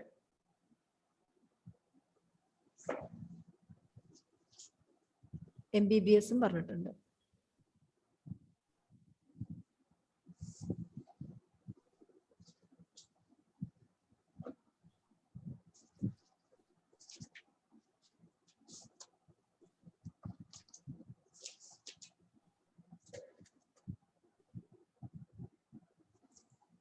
ഒരു പ്രൊഫഷണൽ കോഴ്സിലേക്ക് പോകുന്ന ഒരു വിദ്യാർത്ഥിയോട് എനിക്ക് പറയാനുള്ളത്, ഫസ്റ്റ് വേണ്ടത് അക്കാഡമിക് ഇൻഡെപ്ത് ആണ്. അക്കാഡമിക് ഇൻഡെപ്തിനോടൊപ്പം തന്നെ എക്സ്പെർട്ടൈസ് നോളജും എക്സ്പീരിയൻസ് ഇമ്പോർട്ടന്റ് ആണ്. അപ്പോ ഇത് വളരെ പ്രധാനമാണ്. ഇനിയുള്ള കാലത്ത് ബിടെക്കിലേക്കാണ് നിങ്ങൾ പോകാൻ ആഗ്രഹിക്കുന്നതെങ്കിൽ ഇവിടെ ബിടെക് പഠിച്ചിറങ്ങുന്നവർക്ക് 30% മാത്രം എംപ്ലോയബിലിറ്റി ഉള്ളൂ, അല്ലെങ്കിൽ അക്കാഡമിക് ഇൻഡെപ്ത് ഉള്ളൂ, എക്സ്പെർട്ടൈസ് നോളജ് ഉള്ളൂ. അതുകൊണ്ട് 70% ആളുകളും ബിടെക്കിൽ പരാജയപ്പെടുന്നു എന്നാണ് പഠനം തെളിയിക്കുന്നത്. അപ്പോ ബിടെക്കിലേക്ക് പോകാൻ ആഗ്രഹിക്കുന്ന വിദ്യാർത്ഥികൾ, ഇപ്പൊ ഞാനൊരു എക്സാമ്പിൾ പറഞ്ഞത്, പ്രൊഫഷണൽ കോഴ്സ് ബിടെക്കിലേക്ക് പോകാൻ ആഗ്രഹിക്കുന്ന ഒരു വിദ്യാർത്ഥി ഉണ്ടെങ്കിൽ ഏത് രീതിയിൽ പോകണം അത് നിങ്ങളൊന്ന് നോട്ട് ചെയ്തെടുക്കേണ്ടതാണ്. ഒന്ന്, നിങ്ങൾ അറിഞ്ഞിരിക്കേണ്ടത് ബിടെക് എന്ന് പറഞ്ഞാൽ ഒരു ഡിഗ്രി മാത്രമാണ്. അത് പ്രൊഫഷണൽ കോഴ്സ് ആണെങ്കിൽ പോലും അതൊരു ഡിഗ്രി മാത്രമാണ്. അവിടെ നിങ്ങൾ വേണ്ടത് ജോലി സാധ്യത മെച്ചപ്പെടുത്തുക എന്നുള്ളതാണ്. അതിലൊന്ന് ഇന്റേൺഷിപ്പും അപ്രന്റീസ്ഷിപ്പും വേണം. അത് ജോലിയിലേക്കുള്ള പ്രധാന വഴികളാണ്. ആ ഇന്റേൺഷിപ്പും അപ്രന്റീസ്ഷിപ്പും ട്രെയിനി ആയെങ്കിലും പ്രവർത്തിച്ചവർക്ക് മാത്രമേ പലപ്പോഴും കമ്പനികൾ മുൻതൂക്കം നൽകുന്നുള്ളൂ. അതൊരു പ്രധാന ഘടകമാണ്. അതിന് നിങ്ങൾ ചെയ്യേണ്ടത് AICTE ഇന്റേൺഷിപ്പ് പോർട്ടലുകളുണ്ട്. നിങ്ങൾക്ക് internship.aicteindia.org എന്ന് പറയുന്ന സൈറ്റിൽ കയറി നിങ്ങൾ പഠിച്ചുകൊണ്ടിരിക്കുമ്പോൾ തന്നെ ഇന്റേൺഷിപ്പ് എവിടെയൊക്കെ ലഭിക്കും എന്ന് നിങ്ങൾ കണ്ടെത്തണം. നിങ്ങൾ ഏത് ബ്രാഞ്ചിലാണ് പഠിക്കുന്നത്, അത് എവിടെയൊക്കെ ലഭിക്കും എന്ന് കണ്ടെത്തിയതിനു ശേഷം നിങ്ങൾ അത് പ്ലാനിങ്ങിലൂടെ പോകണം. നാഷണൽ അപ്രന്റീസ്ഷിപ്പ് ട്രെയിനിങ് ഉണ്ട്. അതായത് ബിടെക് കഴിഞ്ഞവർക്ക് സ്റ്റൈപ്പൻഡോടെ സാങ്കേതിക സ്ഥാപനങ്ങളിൽ അപ്രന്റീസ്ഷിപ്പ് ട്രെയിനിങ് കൊടുക്കുന്നുണ്ട്. കേന്ദ്ര സർക്കാരിന്റെ തന്നെ യൂത്ത് സ്കിൽ ഡെവലപ്മെന്റ് സെന്ററുകളുണ്ട്. അതിന്റെ പോർട്ടലുകൾ നിങ്ങൾ സന്ദർശിക്കണം. അത് MHRD.NATS.gov.in എന്ന് പറഞ്ഞ സൈറ്റുകളിൽ നിന്ന് നിങ്ങൾക്ക് അത് ലഭിക്കും. അപ്പോ ഇതാണ് ഒന്നാമത്തെ കാര്യം. രണ്ടാമത്തെ കാര്യം, നിങ്ങൾക്ക് നമ്മുടെ കേരളത്തിൽ തന്നെ ഇന്ത്യയിലെ വളരെ പ്രധാനപ്പെട്ട സ്കിൽ ഡെവലപ്മെന്റ് അക്കാഡമികളുണ്ട്. അതിലൊരു പ്രധാനപ്പെട്ട അക്കാഡമിയാണ് ICT അക്കാഡമി. ICT അക്കാഡമിയുടെ ഇനി വരുന്ന ലോകത്ത്, അതായത് ഇൻഡസ്ട്രി 4-ൽ വരുന്ന പ്രധാനപ്പെട്ട കോഴ്സുകളുടെ ട്രെയിനിങ്ങുകൾ കൊടുക്കുന്നുണ്ട്. അതിലൊരു പ്രധാനമാണ് robotics, process automation, data science analytics, അതേപോലെ accelerated block chain competency development, machine learning and artificial intelligence, ഇങ്ങനെയുള്ള കോഴ്സുകളിലെല്ലാം തന്നെ അവരവിടെ ട്രെയിനിങ് കൊടുക്കുന്നുണ്ട്. ഇപ്പൊ നിങ്ങൾ ബിടെക് കമ്പ്യൂട്ടർ സയൻസ് പഠിച്ചൊരു വിദ്യാർത്ഥിയാണെങ്കിൽ നിങ്ങൾക്ക് ഇതിലെ ആഡ് ഓൺ ചെയ്ത് ഈ കോഴ്സുകൾ ചെയ്യാനുള്ള ഒരു സൗകര്യം ലഭിക്കുന്നുണ്ട്. അതിനൊരു സൈറ്റാണ് ICTKerala.org എന്ന് പറയുന്ന സൈറ്റുകളുണ്ട്. അതിൽ നിങ്ങൾക്ക് ഇതിനെക്കുറിച്ച് വ്യക്തമായി അറിയാൻ കഴിയും. അതേപോലെ തന്നെ ASAP എന്ന് പറഞ്ഞൊരു സംവിധാനമുണ്ട്. ASAP, additional skill acquisition program എന്നാണ് പറയുന്നത്. 60-ലേറെ എഞ്ചിനീയറിംഗ് കോളേജുകളിലടക്കം അഡ്വാൻസ്ഡ് സ്കിൽ ഡെവലപ്മെന്റ് സെന്ററുകൾ ഇന്നുണ്ട്. അവിടെ പ്രധാനമായിട്ടും മെഷീൻ ലേണിംഗിലും ഡാറ്റ അനലിറ്റിക്സിലും ആർട്ടിഫിഷ്യൽ ഇന്റലിജൻസിലൊക്കെയാണ് ട്രെയിനിങ് കൊടുക്കുന്നത്. അപ്പൊ asapkerala.gov.in എന്ന് പറയുന്ന സൈറ്റിൽ കയറിയാൽ നിങ്ങൾക്ക് ഇതെല്ലാം ലഭിക്കും. പിന്നെയാണ് കലാം ടെക്നിക്കൽ യൂണിവേഴ്സിറ്റിയിലെ ബിടെക് കഴിഞ്ഞവർക്ക് മൈനർ സ്പെഷ്യലൈസേഷന് കൂടി ടെക്നോളജി ഓണ്ടർപ്രോൺഷിപ്പ് പ്രോഗ്രാമുകൾ ഇന്ന് നടക്കുന്നുണ്ട്. പ്രധാനമായിട്ടും നമ്മൾ അറിയേണ്ടത് ഒരുപാട് മൈനർ സ്പെഷ്യലൈസേഷനുകൾ ഇന്ന് കലാം ടെക്നിക്കൽ യൂണിവേഴ്സിറ്റി നടത്തുന്നുണ്ട്.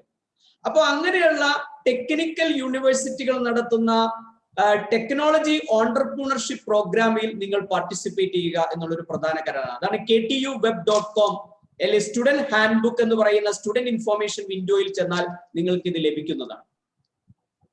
അങ്ങനെ ഞാൻ അത് എല്ലാം പറഞ്ഞു വരുന്നു. അത് നിങ്ങൾക്ക് എന്നോട് ചോദിക്കാം. ഇതിൽ കഴിഞ്ഞവരുണ്ടെങ്കിൽ ബിടെക് കഴിഞ്ഞവരുണ്ടെങ്കിൽ ചോദിക്കാം. അപ്പോൾ ഞാൻ ബാക്കിയുള്ളത് പറയാം. ഇങ്ങനെ ചില സ്റ്റെപ്പുകളിലൂടെ പോയാൽ മാത്രമേ ഇനി ബിടെക് കഴിഞ്ഞാലും ഏതൊരു പ്രൊഫഷണൽ കോഴ്സ് കഴിഞ്ഞാലും നമുക്ക് ജോലി ലഭിക്കുകയുള്ളൂ. ആ രീതിയിൽ നിങ്ങൾ പഠനത്തെ ക്രമീകരിക്കണം. ഓക്കെ, അപ്പൊ ഞാൻ പറഞ്ഞു പ്രൊഫഷണൽസിന് വേണ്ടത് academic in-depth, expertise knowledge and experience. ഇതിന് ഉണ്ടാക്കുന്ന രീതികളാണ് ഞാൻ പറഞ്ഞത്. അതിൽ ഏറ്റവും പ്രധാനപ്പെട്ടതാണ് ഇപ്പോൾ 7 IIT-കളും IISc-യും ചേർന്ന് 2000-ഓളം സൗജന്യ ഓൺലൈൻ കോഴ്സുകൾ തുടങ്ങിയിരിക്കുന്നു ഈ പാൻഡമിക്കില്. അതിന് നമ്മൾ NPTEL, അതായത് NPTEL national program on technology enhanced learning എന്ന് പറയുന്ന ഒരു സംവിധാനം തുടങ്ങിയിരിക്കുന്നു. ഇതിലൂടെ നമുക്ക് എഡക്സിൽ നിന്നും കോഴ്സിറയിൽ നിന്നും ഉഡമിയിൽ നിന്നും ഉഡാസിറ്റി അടക്കമുള്ള ഓൺലൈൻ സംവിധാനത്തിലൂടെ ലോകത്തിലെ തന്നെ പ്രമുഖ യൂണിവേഴ്സിറ്റികളിൽ നിന്ന് ഡിഗ്രിയും ഡിപ്ലോമയും സർട്ടിഫിക്കറ്റ് കോഴ്സുകൾ ചെയ്യാൻ കഴിയുന്നുണ്ട്. അപ്പൊ ഇത് നിങ്ങൾ അറിയണം. ഇതൊക്കെ നിങ്ങൾക്ക് ആഡ് ഓൺ ചെയ്തും അല്ലെങ്കിൽ അവിടുന്ന് ഡിഗ്രി എടുത്ത് നിങ്ങൾക്ക് പഠിക്കാൻ പറ്റുന്ന പ്രോഗ്രാമുകളാണ്. അപ്പോ ഞാൻ അതിനെക്കുറിച്ചൊരു വ്യക്തത തന്നു. ഇനി നിങ്ങൾക്ക് ചോദിക്കാം എന്നോട് വേറെ കാര്യങ്ങൾ. ഇപ്പോ ജോബ് ഓറിയന്റഡ് ആയിട്ടുള്ള ചില കോഴ്സുകളെ കുറിച്ച് അറിയാൻ ആരെങ്കിലും ഉണ്ടെങ്കിൽ അവർക്ക് അത് ചോദിക്കാം. ജോബ് ഓറിയന്റഡ് കോഴ്സുകളെ കുറിച്ച് അറിയണമെങ്കിൽ ഇപ്പൊ 10ാം ക്ലാസ് കഴിഞ്ഞാൽ ഞാൻ 12 കഴിഞ്ഞു സാർ, എനിക്ക് പെട്ടെന്നൊരു ജോലി കിട്ടണം സാർ, അങ്ങനെയുണ്ടെങ്കിൽ അവർക്ക് ആയിട്ട് ഞാൻ കുറച്ച് കാര്യങ്ങൾ പറയാം. അങ്ങനെ ആരെങ്കിലും ഉണ്ടെങ്കിൽ ചോദിക്കാം. ഇല്ലെങ്കിൽ ഞാനിങ്ങനെ എടുത്തു പോകുന്നതിനേക്കാൾ ഉപരി നിങ്ങൾക്ക് അങ്ങനെ ഒരു ചോദ്യം ഉണ്ടെങ്കിൽ എനിക്കത് ഒരു പാത്ത് വേയിലൂടെ പോകാം എന്നുള്ളത് കൊണ്ടാണ് ഞാൻ അങ്ങനെ പറഞ്ഞത്.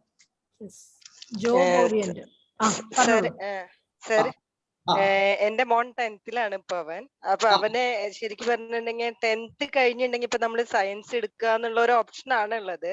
പക്ഷെ അതിന് വേണ്ടിയിട്ട് ഹെൽപ്പ് ചെയ്യാനായിട്ട് അത് എടുത്തു കഴിഞ്ഞിട്ടുണ്ടെങ്കിൽ എന്തൊക്കെ കോഴ്സിന് പറ്റും എന്നുള്ളതൊന്ന് ക്ലിയർ ആയിട്ട് അറിഞ്ഞാലാണ്. അതായത് ജോബ് ഓറിയന്റഡ്. ഇപ്പൊ നമ്മള് സയൻസിൽ എന്ന് പറഞ്ഞിട്ടുണ്ടെങ്കിൽ ഇപ്പൊ മാത്സ്, ഫിസിക്സ്, കെമിസ്ട്രി അല്ലെങ്കിൽ അങ്ങനെ എന്തെങ്കിലും സയൻസിന്റെ ഇത് എടുത്തു കഴിഞ്ഞിട്ടുണ്ടെങ്കിൽ നമുക്ക് പറ്റാവുന്ന ജോബ് സ്കോപ്പ് ഉള്ളത് എന്തൊക്കെയാന്ന് അറിയാനായിട്ട് സാധിക്കുമോ?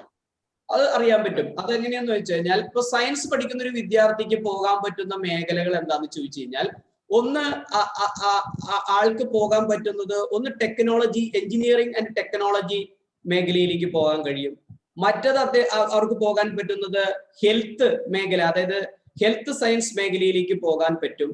പിന്നെ അലൈഡ് ഹെൽത്ത് സയൻസ് മേഖലകളിലേക്ക് പോകാൻ പറ്റും. അപ്പോ ഈ കുട്ടി പഠിക്കുന്ന subject physics, chemistry, biology, maths ആണെങ്കിൽ ഞാൻ പറഞ്ഞ ഈ ഏതെല്ലാത്തിലേക്കും പോകാൻ പറ്റും. ഇനി സയൻസ് മാത്രമാണ് എടുത്ത് പഠിക്കണമെങ്കിൽ ഈ ഇന്റഗ്രേറ്റഡ് സയൻസ് കോഴ്സുകൾ ഉണ്ട്, അതിലേക്ക് പോകാൻ പറ്റും. അപ്പൊ ഇതിന്റെ സാധ്യത എന്താണെന്ന് ചോദിച്ചു കഴിഞ്ഞാൽ നാം മനസ്സിലാക്കുന്നത് 3 സാധ്യതകളാണ് ഒരു സയൻസ് വിദ്യാർത്ഥിയുടെ മുമ്പിലുള്ളത്. ഒന്ന്, ഇൻഡസ്ട്രിയിൽ പോകാം, ഇൻഡസ്ട്രി ഓറിയന്റഡ് ആയിട്ട് വർക്ക് ചെയ്യാം. രണ്ടാമത്തെ സാധ്യത ടീച്ചിങ്ങിലേക്ക് പോകാം. മൂന്നാമത് റിസർച്ചിലേക്ക് പോകാം. ഇങ്ങനെയാണ് നമ്മൾ ഡിവൈഡ് ചെയ്യുന്നത്. 3 സാധ്യതകളാണ്: ഇൻഡസ്ട്രി, ടീച്ചിങ് ആൻഡ് റിസർച്ച്. ഇപ്പൊ നമ്മുടെ കുട്ടിക്ക് പോകാൻ ആഗ്രഹം ഏത് മേഖലയാണെന്ന് നമ്മൾ ആപ്റ്റിറ്റ്യൂഡ് കണ്ടെത്തുക. അതായത് ആ കുട്ടി പഠിക്കേണ്ട മേഖല ഏതാണ്. അതായത് ആ കുട്ടിക്ക് റിസർച്ചിനോട് താല്പര്യമുണ്ടെങ്കിൽ ആ കുട്ടിയുടെ കുറെ ആപ്റ്റിറ്റ്യൂഡുകൾ ഉണ്ട്. റിസർച്ചിലേക്ക് പോകാൻ ആഗ്രഹിക്കുന്ന ഒരു വിദ്യാർത്ഥിക്ക് കുറെ ആപ്റ്റിറ്റ്യൂഡ് ഉണ്ടാവും. അയാളുടെ പേഴ്സണാലിറ്റി ട്രൈറ്റുകൾ ഇന്നതൊക്കെ ആയിരിക്കും, അയാളുടെ ഇൻട്രസ്റ്റ് മേഖല ഇന്നതായിരിക്കും. അത് കണ്ടെത്തണം. അത് നമ്മൾ ആപ്റ്റിറ്റ്യൂഡ് ടെസ്റ്റുകൾക്ക് വിധേയമാവുക എന്നുള്ളത് വളരെ പ്രധാനമാണെന്നാണ് എൻ്റെ ഒരു അഭിപ്രായം. കാരണം 3-1 ആപ്റ്റിറ്റ്യൂഡ് ടെസ്റ്റ് പറയുന്നുണ്ടെങ്കിൽ പോലും നമ്മുടെ ആപ്റ്റിറ്റ്യൂഡ് മനസ്സിലാക്കി കഴിഞ്ഞാൽ കുട്ടിയെ റിസർച്ചിലേക്ക് വിടണോ, ടീച്ചിങ്ങിലേക്ക് വിടണോ, ഒരു ഇൻഡസ്ട്രിയിലേക്ക് വിടണോ എന്ന് തീരുമാനിക്കാൻ പറ്റും. അപ്പോ നമുക്ക് ആദ്യം ചെയ്യേണ്ടത് ഒരു ആപ്റ്റിറ്റ്യൂഡ് ടെസ്റ്റിന് വിധേയമാക്കുക വിദ്യാർത്ഥിയെ. അതിനുശേഷം കുട്ടി പോകേണ്ടത് ഒരു ടെക്നോളജി മേഖലയിലേക്കാണെങ്കിൽ തന്നെ ആ ടെക്നോളജി മേഖലയിൽ ഏത് തിരഞ്ഞെടുക്കണം. ഇപ്പൊ എക്സാമ്പിൾ ബിടെക് എന്ന് പറയുന്ന ഒരു മേഖല, ടെക്നോളജി എന്ന് പറയുന്നത് ബിടെക് ആണ്.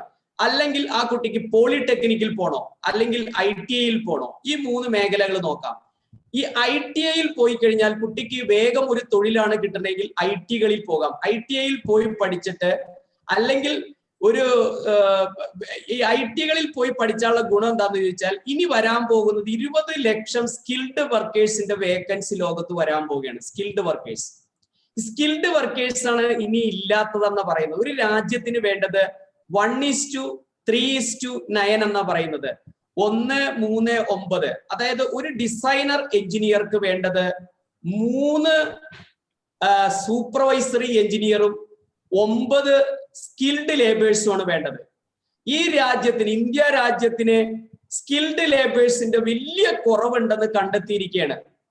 അതിന്റെ അടിസ്ഥാനത്തിൽ അതായത് NCDCയുടെ ഗാലപ്പ് അത് പറയുന്നത്, നാഷണൽ കരിയർ ഡെവലപ്മെന്റ് കോർപ്പറേഷൻ പറയുന്നത് ഇവിടെ സ്കിൽഡ് ലേബേഴ്സിന്റെ വലിയൊരു കുറവുണ്ട്. അത് 20 ലക്ഷം പേരുടെ വേക്കൻസികൾ വരാൻ പോവുകയാണ്. അപ്പൊ സ്കിൽഡ് വർക്കേഴ്സ് പഠിക്കേണ്ടത് എന്താണ്, അവരുടെ മേഖല എന്തൊക്കെ പഠിക്കണം. അപ്പൊ ITയിലെ കോഴ്സൊക്കെ മാറാൻ പോവുകയാണ്. ഇപ്പൊ NTTF നിങ്ങൾ കേട്ടിട്ടുണ്ടാവും, നെട്ടൂർ ടെക്നിക്കൽ ട്രെയിനിങ് ഫൗണ്ടേഷൻ എന്ന് പറയുന്ന ഒരു ഇൻസ്റ്റിറ്റ്യൂട്ട് ഉണ്ട്.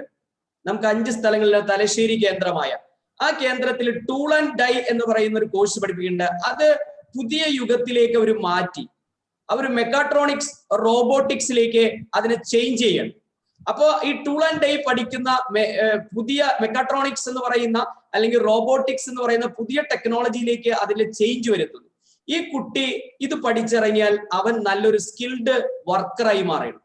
ഇത് പഠിച്ചിറങ്ങിയാൽ ആ കുട്ടിക്ക് വീണ്ടും പോളിടെക്നിക്കിലേക്ക് അഡ്മിഷൻ എടുക്കാൻ പറ്റും. അവന് പോളിടെക്നിക്കിൽ പഠിച്ച് അവിടുന്ന് ഒരു സൂപ്പർവൈസറി എഞ്ചിനീയറായി മാറാൻ പറ്റും. ഇനി അവന് ബിടെക്കിലേക്ക് പോകണമെങ്കിൽ പോളിടെക്നിക് കഴിഞ്ഞ ലാറ്ററൽ എൻട്രി വഴി ബിടെക്കിലേക്ക് എത്തിപ്പറ്റാൻ പറ്റും. അപ്പോൾ ഒരു രാജ്യത്തിന് വേണ്ട ഏറ്റവും ഇൻഡസ്ട്രി ഫിറ്റ് എഞ്ചിനീയർ എന്ന് പറയുന്നത് ഇതാണ്. Polytechnic, BTech, industry fit engineer ആയിരിക്കും. ഏറ്റവും നല്ല എഞ്ചിനീയർ അതായിരിക്കും. അപ്പൊ അങ്ങനെ നമ്മുടെ കുട്ടിക്ക് പോകണമെന്ന് ആഗ്രഹം, ഒരു ഇൻഡസ്ട്രിയിൽ വർക്ക് ചെയ്യാനുള്ള കേപ്പബിലിറ്റി അവനുണ്ടെങ്കിൽ അത് നമ്മൾ കണ്ടെത്തണം. കണ്ടെത്താൻ പറ്റിയില്ലെങ്കിൽ സുധീർ സാറിനോട് പറയുക, ഞാൻ കണ്ടെത്തി തരാം. ആ കുട്ടിയെ എങ്ങനെ വിടണമെന്നുള്ളത് ഞാൻ കണ്ടെത്തി തരാം. കാരണം ആ കുട്ടിയുടെ ആപ്റ്റിറ്റ്യൂഡ് 10ാം ക്ലാസ് കഴിയുമ്പോൾ തന്നെ നമ്മൾ അറിഞ്ഞിരിക്കണം. അതൊന്ന്. പിന്നെ സയൻസിലേക്ക് പോകാനാണ് ആഗ്രഹമെങ്കിൽ റിസർച്ചാണ് പ്രധാനം. സയൻസ് എന്ന് പറഞ്ഞാൽ റിസർച്ചാണ്. എന്താ കാര്യം എന്ന് പറഞ്ഞാൽ റിസർച്ച് ഓറിയന്റഡ് സ്റ്റഡീസ് ആണ് ഇനി ഏറ്റവും കൂടുതൽ ഡെവലപ്മെന്റ്. R&D. ഇപ്പൊ ഞാൻ കഴിഞ്ഞ ദിവസം സജി ഗോപിനാഥ് സാറ്, നമ്മുടെ ടെക്നിക്കൽ യൂണിവേഴ്സിറ്റിയുടെ, ഡിജിറ്റൽ യൂണിവേഴ്സിറ്റിയുടെ വൈസ് ചാൻസലർ, അദ്ദേഹം IITM Indian institute of technology management കേരളയുടെ വൈസ് ചാൻസലർ, അദ്ദേഹത്തിന്റെ ഒരു പ്രോഗ്രാമിൽ ഇരുന്നപ്പോൾ അദ്ദേഹം പറയുന്നത് R&D മേഖലയിലേക്ക് ഒത്തിരി പേരെ വേണം, റിസർച്ച് ആൻഡ് ഡെവലപ്മെന്റിലേക്ക് ഒരുപാട് പേരെ ആവശ്യമുണ്ട്. അപ്പൊ റിസർച്ചിലേക്ക് പോകുന്ന നല്ല പ്യുവർ സയൻസ് പഠിക്കുന്ന, റിസർച്ച് ഓറിയന്റഡ് ആയിട്ട് പഠിക്കാൻ കഴിവുള്ള ഒരുപാട് പേരെ വേണം. അത് ഹെൽത്ത് സയൻസിൽ തന്നെ പാരാസൈറ്റോളജിയിലും ഇമ്മ്യൂണോളജിയിലും എപ്പിഡമോളജിയിലും ജനറ്റിക്സിലും ബയോസയൻസിൽ എല്ലാത്തിനും ഒരുപാട് പേരെ വേണം. അതിന് സാധ്യത കൂടുകയാണ്. നമ്മുടെ കുട്ടിക്ക് സയൻസ് മേഖലയിൽ പഠിക്കാൻ ആഗ്രഹമുണ്ടെങ്കിൽ റിസർച്ച് ഓറിയന്റഡ് പഠനം ഉണ്ടാകുന്ന നോക്കാം. ഇനി നല്ല ടീച്ചിങ് മെത്തഡോളജി ഉണ്ട്, കുട്ടിക്ക് നല്ല ആപ്റ്റിറ്റ്യൂഡ് ഉണ്ട് പഠിപ്പിക്കാൻ, എന്തെങ്കിൽ ടീച്ചിങ്ങിലേക്ക് നമുക്ക് ഡൈവേർട്ട് ചെയ്ത് വിടാം. അപ്പൊ ആദ്യം കുട്ടിയെ മനസ്സിലാക്കുക എന്നുള്ളത് ഒരു പ്രധാന ഘടകമാണ്. അതാണ് ആദ്യത്തെ കാര്യം. ഓക്കെ, ക്ലിയർ ആയെന്ന് തോന്നുന്നു ശ്രീകല മാമിന്. എന്തെങ്കിലും ഓക്കെ ഇനി ഇല്ല, thank you sir, thank you very much. നല്ലൊരു ഇതായിരുന്നു, അതായത് കുറച്ചൊരു ഐഡിയ കിട്ടി. ശരിക്കും പറഞ്ഞിട്ടുണ്ടെങ്കിൽ അത് ഡയറക്റ്റ് എനിക്ക് മോന്റെ അടുത്ത് സംസാരിച്ചിട്ട് സാറിനെ കൊണ്ട് സംസാരിപ്പിക്കണം എന്നുണ്ട്. അത് ഞാൻ പിന്നീട് ചെയ്യാം. എന്താ വെച്ചിട്ടുണ്ടെങ്കിൽ അവർക്ക് ഒരു ഐഡിയ കിട്ടണല്ലോ, അവർക്ക് അവരെ മനസ്സിലാക്കണം ശരിക്കും. തീർച്ചയായിട്ടും കുട്ടി മനസ്സിലാക്കണം, അതാണ് വളരെ പ്രധാനം. കാരണം ഇനി എന്താ പറയുന്നത്, ഞാൻ പാരന്റ്സിനായിട്ട് ഒരു സെഷൻ തരുന്നുണ്ട് ഇതിനോടൊപ്പം തന്നെ. ഞാനിപ്പോ നിങ്ങളോടൊന്ന് സംസാരിച്ചിട്ട് പാരന്റ്സ് അറിയേണ്ട കുറച്ച് കാര്യങ്ങളുണ്ട് ഇനിയുള്ള ലോകത്ത്, വളരെ പ്രധാനം. സർ ഞാനൊരു കാര്യം ചോദിച്ചോട്ടെ. ഈ ആപ്റ്റിറ്റ്യൂഡ് ടെസ്റ്റ് കണ്ടക്ട് ചെയ്യാനായിട്ട് അങ്ങനെ ഒതന്റിക് ആയിട്ടുള്ള ഇൻസ്റ്റിറ്റ്യൂഷൻ ആണോ, അതെയോ ഇങ്ങനെ ട്രെയിൻഡ് ആയിട്ടുള്ള എക്സ്പേർട്ടുകളെയാണോ നമ്മൾ സമീപിക്കേണ്ടത്? ഞാനിപ്പോ ചെയ്യുന്നത്, ഞങ്ങളുടെ ഇൻസ്റ്റിറ്റ്യൂഷൻ ചെയ്യുന്നത് എങ്ങനെയാന്ന് വെച്ച് കഴിഞ്ഞാൽ, ആപ്റ്റിറ്റ്യൂഡ് ടെസ്റ്റ് എന്ന് പറയുന്ന ഈ ടെസ്റ്റ് ഒരു 2-3 ലക്ഷം പേരിൽ ചെയ്ത് സ്റ്റാൻഡർഡൈസ് ചെയ്ത ഒരു ടൂളാണ് നമ്മൾ ഉപയോഗിക്കുന്നത്. ഡിഫറൻഷ്യൽ ആപ്റ്റിറ്റ്യൂഡ് ടെസ്റ്റിന്റെ ഒരു ടൂളാണ് അത്. 5 സംഗതികളാണ് നമ്മൾ ചെയ്യുന്നത്. അതിൽ നമ്മൾ പേഴ്സണാലിറ്റി അനാലിസിസ് ഉണ്ട്, കരിയർ പേഴ്സണാലിറ്റി അനാലിസിസ് ഉണ്ട്, കരിയർ ഇൻട്രസ്റ്റ് അനാലിസിസ് ഉണ്ട്, കരിയർ മോട്ടിവേറ്റേഴ്സ് അനാലിസിസ് ഉണ്ട്, ലേണിംഗ് സ്റ്റൈൽ അനാലിസിസ് ഉണ്ട്, സ്കിൽ ആൻഡ് എബിലിറ്റി ഉണ്ട്. ഇങ്ങനെ 5 ഏരിയാസിലൂടെ കവർ ചെയ്തിട്ട് ആ കുട്ടിയുടെ എല്ലാ ഏരിയാസും കണ്ടെത്തിയതിനു ശേഷം അത് ഒരു ഡിഫറെന്റ് ആയിട്ടുള്ള ക്വസ്റ്റ്യൻസുകൾ ഉണ്ട്. സൈക്കോളജിക്കൽ അനാലിസിസും ഉണ്ട് അവിടെ, സ്കിൽ ആൻഡ് എബിലിറ്റിയും കണ്ടെത്തും. ഇത് കണ്ടെത്തിയതിനു ശേഷം നമ്മൾ മാനുവൽ ആയിട്ടല്ല റിപ്പോർട്ട് ഉണ്ടാക്കുന്നത്. നേരത്തെ ഞാൻ ചെയ്തിരുന്നത് മാനുവൽ റിപ്പോർട്ടായിരുന്നു. ഇപ്പൊ ചെയ്യുന്നത് നമ്മൾ ആർട്ടിഫിഷ്യൽ ഇന്റലിജൻസ് അൽഗോരിതംസ് വെച്ചുകൊണ്ട്, ഇപ്പൊ നമുക്കറിയാം ഫേസ്ബുക്ക് ആണെങ്കിലും ഇൻസ്റ്റ ആണെങ്കിലും ട്വിറ്റർ, ഏതൊരു സോഷ്യൽ മീഡിയ പ്ലാറ്റ്ഫോം വർക്ക് ചെയ്യുന്നത് ആർട്ടിഫിഷ്യൽ ഇന്റലിജൻസ് AI ഉപയോഗിച്ചുകൊണ്ടാണ്. അത് അവരെ ചെയ്യുന്നത് അൽഗോരിതംസ് ആണ് യൂസ് ചെയ്യുന്നത്. ഈ അൽഗോരിതത്തിന്റെ സഹായത്തോടെ കുട്ടിയുടെ റിപ്പോർട്ടിനെ മുഴുവനായിട്ട് നമ്മൾ അനലൈസ് ചെയ്തിട്ട് അതിൽ നിന്നാണ് നമ്മൾ റിപ്പോർട്ട് എടുക്കുന്നത്. അങ്ങനെ എടുക്കുമ്പോൾ ആ കുട്ടിയുടെ ഒരു ഏകദേശം ഒരു 60% ഈ ആപ്റ്റിറ്റ്യൂഡ് ടെസ്റ്റ് കൊണ്ട് എല്ലാം കിട്ടുമെന്നല്ല പറയുന്നത്, അത് 3 മാത്രമാണ് കേട്ടോ. ഇപ്പൊ നമുക്ക് ഒരു വ്യക്തിയെ പ്രഷർ ഉണ്ടോ ഷുഗർ ഉണ്ടോ എന്ന് ടെസ്റ്റ് ചെയ്യണം, ആ വ്യക്തിയെ പ്രോപ്പറാക്കി കൊണ്ടുപോകണം.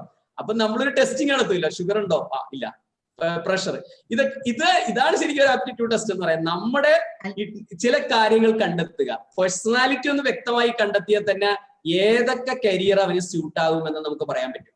പേഴ്സണാലിറ്റി കണ്ട പാരന്റ്സിന് എപ്പോഴും ഉണ്ടാകുന്ന ഒരു കൺഫ്യൂഷൻ ആണത്, എവിടെ ആരോട് ചോദിക്കണം.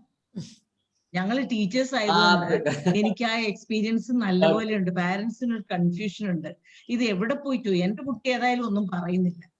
He himself cannot identify what I am to do, what is my capability.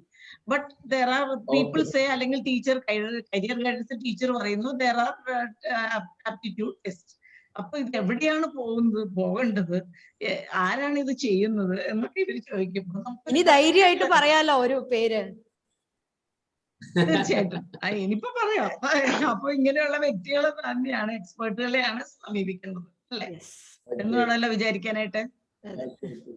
തീർച്ചയായും മാം. അപ്പോ ഇതിൽ നിന്ന് നമുക്ക് കണ്ടെത്താൻ കഴിയും എന്നുള്ളതാണ്. അപ്പൊ ഇവരുടെ ഈ പേഴ്സണാലിറ്റിയിൽ നിന്ന് തന്നെ ഒരുപാട് കരിയർ നമ്മൾ കണ്ടു. ഇപ്പൊ ഞാൻ ഇന്ന് 2 പേരെ ടെസ്റ്റ് ചെയ്തു, അവരുടെ കൗൺസിലിംഗ് നാളെയാണ്. അപ്പോ ആ ടെസ്റ്റ് ചെയ്തപ്പോ എനിക്ക് അതിന്റെ പേഴ്സണാലിറ്റി മനസ്സിലായത്, എക്സ്ട്രോവേർട്ടും ഉണ്ട് ഇൻട്രോവേർട്ട് പേഴ്സണാലിറ്റിയിൽ തന്നെ നമുക്ക് ഫീലിംഗ് ഉണ്ട്, തിങ്കിങ്ങിന് ഇമ്പോർട്ടൻസ് കൊടുക്കുന്ന ആൾക്കാരുണ്ട്, ഓർഗനൈസ്ഡ് മാനറിൽ വർക്ക് ചെയ്യുന്ന ചില പേഴ്സണാലിറ്റി ഉണ്ട്, ഓർഗനൈസ്ഡ് ആയിട്ട് ചെയ്യുള്ളൂ എന്തും. ചിലവരുണ്ട് സ്പോണ്ടേനിയസ് ആണ്, സ്പോണ്ടേനിയസ് ആയിട്ട് ചെയ്യണം. ഇവർക്കൊക്കെ ചില കരിയർ വളരെ യോജിക്കുന്ന ഒരുപാട് കരിയേഴ്സ് ഉണ്ട്. ഇതൊക്കെ നമുക്ക് കണ്ടെത്തണം. ഇതൊന്നും അറിയാതെ നമ്മൾ പലരും പോയി ചെയ്യുന്നത് നമ്മൾക്ക് ഒന്നും താല്പര്യമില്ലാത്ത ചില മേഖലയിൽ എത്തിപ്പറ്റുന്നു. നാം പറയുന്നത് 65% of working adult do not believe they are in the right job. NCTയുടെ 2019 ഗാലപ്പ് പോൾ ആണ്. അപ്പോ ഇതാണ് ഏറ്റവും കൂടുതൽ ജീവിതശൈലി രോഗങ്ങൾക്ക് പ്രധാന കാരണം എന്നാ പറയുന്നത്.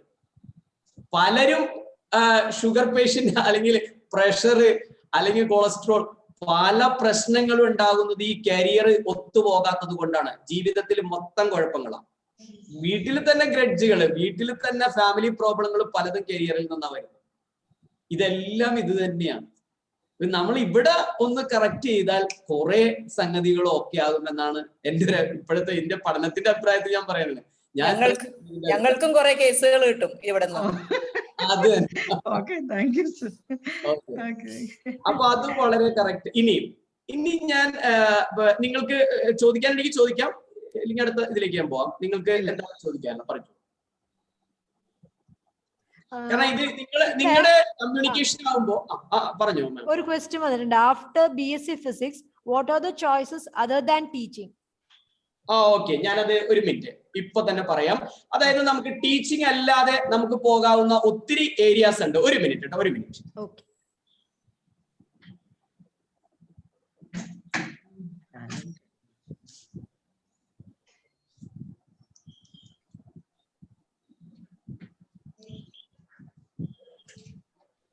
ഓരോ മേഖലകൾ പറഞ്ഞു തീരുമ്പോൾ നിങ്ങൾ എല്ലാവരും എന്താ ഡൗട്ട്സ് ക്ലിയർ ചെയ്തിട്ട് വേണം പോവാൻ കേട്ടോ. നമ്മുടെ സമയം, അതെ നമ്മുടെ സമയം. നമ്മൾ പറയുന്നത് ഇപ്പോ ഫിസിക്സ് കഴിഞ്ഞ ഒരു വിദ്യാർത്ഥിയുടെ ഓപ്ഷൻസുകൾ നോക്കുമ്പോൾ അക്കാഡമിക്, ഇൻഡസ്ട്രി, റിസർച്ച് ഫീൽഡ് തന്നെ ഞാൻ പറയുന്നു തരാം. അതോടൊപ്പം തന്നെ നമുക്ക് ഒരു ടീച്ചിങ് അല്ലാതെ ഒരു ഫിസിക്സ് കഴിഞ്ഞ വിദ്യാർത്ഥിക്ക് ഒത്തിരി സാധ്യതയുണ്ട്. അതായത് 42 ബ്രാഞ്ചസ് ആണ് ഫിസിക്സിൽ തന്നെ പറയുന്നത്. 42ഓളം ഡിഫറെന്റ് ബ്രാഞ്ചസുകൾ ഫിസിക്സിൽ സ്പെഷ്യലൈസേഷൻ ഉണ്ട് ഇന്ന്. അപ്പോൾ അതിൽ തന്നെ ഇപ്പോ ആ വിദ്യാർത്ഥിക്ക് ഇപ്പൊ ഫിസിക്സ് പഠിച്ച് എനിക്ക് ഒരു ജോലി കിട്ടണമെന്ന് ആഗ്രഹിക്കുമ്പോൾ ജോബ്സ് ഇൻ പബ്ലിക് സെക്ടർ അണ്ടർടേക്കിങ്സിൽ ആദ്യത്തെ നോക്കാം. അതായത് ഒരുപാട് ജോലികള്, എംപ്ലോയ്മെന്റ് ന്യൂസുകൾ നോക്കിക്കഴിഞ്ഞാൽ നമുക്ക് കാണാൻ കഴിയും. Communication industry, petroleum industry, aerospace industry, research institute, medical field, BARC, അതായത് ONGC, പിന്നെ BHEL, NTPC, ISRO, DRDO, ഇതിലെല്ലാം BSc ഫിസിക്സ് കഴിഞ്ഞവർക്ക് വരെ വേക്കൻസികൾ ഉണ്ട്. ഒരുപാട് ഉണ്ടാവില്ല, പക്ഷെ വേക്കൻസികൾ ഉണ്ട്. ഫിസിക്കൽ റിസർച്ച് ലാബറട്ടറികളിലെ, ന്യൂക്ലിയർ സയൻസ് സെന്ററുകളിലെ, Saha institute of nuclear physics, ഇതൊക്കെ എങ്ങനെയാണ് ഇതിലേക്കൊക്കെ എത്തിപ്പറ്റണമെന്നും കൂടി ഞാൻ പറയാം. അതിന് പ്രധാനമായിട്ട് അറിയേണ്ടത്, നിങ്ങൾ അറിയേണ്ട ഒരു പ്രധാന കാരണം എന്താന്ന് വെച്ചാൽ, കുട്ടികൾ പഠിക്കേണ്ടത് ഫിസിക്സ്, BSc ഫിസിക്സ് കഴിഞ്ഞാൽ പിന്നെ MSc ഫിസിക്സിലേക്കല്ല പോകേണ്ടത്. MSc ഫിസിക്സിലേക്കല്ല പോകേണ്ടത്. ഞാൻ പറയും അവര് പോകേണ്ട ചില ഏരിയാസ് ഉണ്ട്. ആ ഏരിയാസിലേക്ക് സ്പെഷ്യലൈസ് ചെയ്ത് പോവുക. ഒന്നെങ്കിൽ ഇപ്പോ കുട്ടിക്ക് താല്പര്യം ആസ്ട്രോ ഫിസിക്സിനോട് താല്പര്യമുണ്ട്. ആസ്ട്രോ ഫിസിക്സിനോട് താല്പര്യം ഉണ്ടെങ്കിൽ ആസ്ട്രോ ഫിസിക്സ് ചെയ്യാൻ എവിടെയൊക്കെ സ്ഥാപനങ്ങളുണ്ട്. നമുക്ക് കേരളത്തിൽ തന്നെ വളരെ പ്രമുഖമായ സ്ഥാപനമാണ് CUSAT, Cochin university of science and technology എന്ന് പറയുന്ന സ്ഥാപനത്തില് ആസ്ട്രോ ഫിസിക്സിൽ കുട്ടിക്ക് MSc ചെയ്യാം, പോസ്റ്റ് ഗ്രാജുവേറ്റ് പഠനം നടത്താം. ഇനി അവിടെ തന്നെ കുസാറ്റ് നടത്തുന്ന ഒരു വളരെ പ്രധാനപ്പെട്ട ഇന്ത്യയിലെ ഒരു കോഴ്സാണ് photonics, MSc photonics. BSc physics കഴിഞ്ഞ ഒരു വിദ്യാർത്ഥി MSc ഫോട്ടോണിക്സിന് അവിടേക്ക് പോകാം. ഇന്റഗ്രേറ്റഡ് പ്രോഗ്രാംസുകൾ ഉണ്ട്. BSc MSc ഇന്റഗ്രേറ്റഡ് പ്രോഗ്രാംസ് അവിടെയുണ്ട്.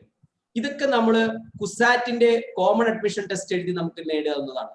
അപ്പൊ കുട്ടി പോകുന്നത് അങ്ങനെയുള്ള ഒരു മേഖലയ്ക്ക് പോകും. ഇനി കുട്ടിക്ക് ജിയോ ഫിസിക്സിലാണ് ഇൻട്രസ്റ്റ് എങ്കിൽ ആ മേഖലയിൽ സെർച്ച് ചെയ്യുക, ആ മേഖല കണ്ടെത്തുക. അത് എന്താണെന്ന് ആദ്യം അറിയണം. അതിന് എക്സ്പെർട്ടുകളോട് നിങ്ങൾ കൺസൾട്ട് ചെയ്യണം. പിന്നെ മറൈൻ ജിയോ ഫിസിക്സ് വളരെ സാധ്യതയുള്ള ഒരു മേഖലയാണ്. ബയോ ഫിസിക്സ് വലിയ സാധ്യതയുള്ള മേഖലയാണ്. Nano, particle, nuclear physics, renewable energy, ഏറ്റവും സാധ്യതയുള്ള ഹൈബ്രിഡ് ഫ്യൂവലിന്റെ കാലമാണ് വരുന്നത്. റിന്യൂവബിൾ എനർജിക്ക് വലിയ സാധ്യത. ഫിസിക്സ് കഴിഞ്ഞവർക്കാണ് ഇതൊക്കെ ഏറ്റവും കൂടുതൽ യോജിക്കുന്നത്.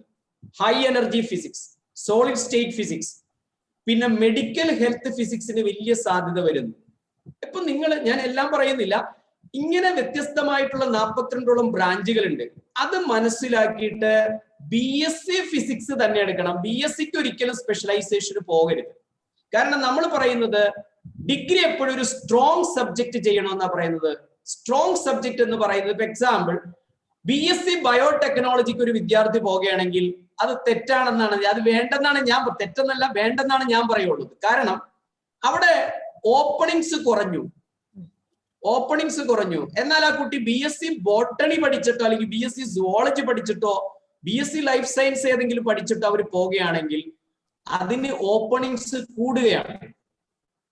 മറ്റത് സ്പെഷ്യലൈസേഷനിലേക്ക് പോകേണ്ടത് എപ്പോഴും പോസ്റ്റ് ഗ്രാജുവേഷനിൽ മാത്രമായിരിക്കണം. അതുകൊണ്ട് BSc പഠിച്ച ഒരാൾക്ക് അങ്ങനെ പോകാൻ കഴിയും. ഇനി അതിൽ തന്നെ അവർക്ക് പെട്ടെന്ന് ജോലി കിട്ടണമെങ്കിൽ ഒരുപാട് കോഴ്സുകൾ ഫിസിക്സ് പഠിച്ചവർക്കായിട്ടുണ്ട്. ഷോർട്ട് ടൈം ആയിട്ടുള്ള ഒരുപാട് കോഴ്സ് ഉണ്ട്. എന്നോട് ചോദിച്ചാൽ മതി, ഞാൻ പറഞ്ഞു തരാം. ഏതാനും ചെറിയ 2 കോഴ്സ് നമ്മൾ ഇവിടെ PG diploma in sound recording and sound engineering വലിയ സാധ്യതയുള്ളതാണ്. മെഡിക്കൽ ഇലക്ട്രോണിക്സ് വലിയ സാധ്യതയുള്ളതാണ്. മെഡിക്കൽ റേഡിയോ ഐസോട്ടോപ്പ് ടെക്നിക്സ് ഇങ്ങനെയുള്ള ഒരുപാട് കോഴ്സുകളുണ്ട്. ഇതൊക്കെ ഒരു വലിയ മേഖലയാണ്.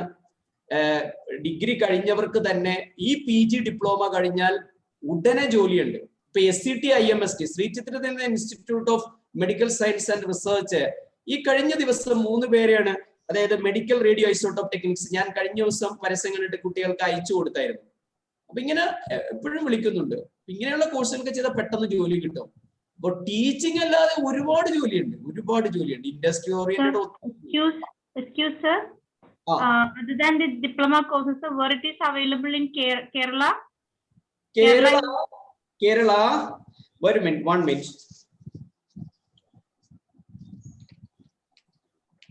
First one, KUSAT, Cochin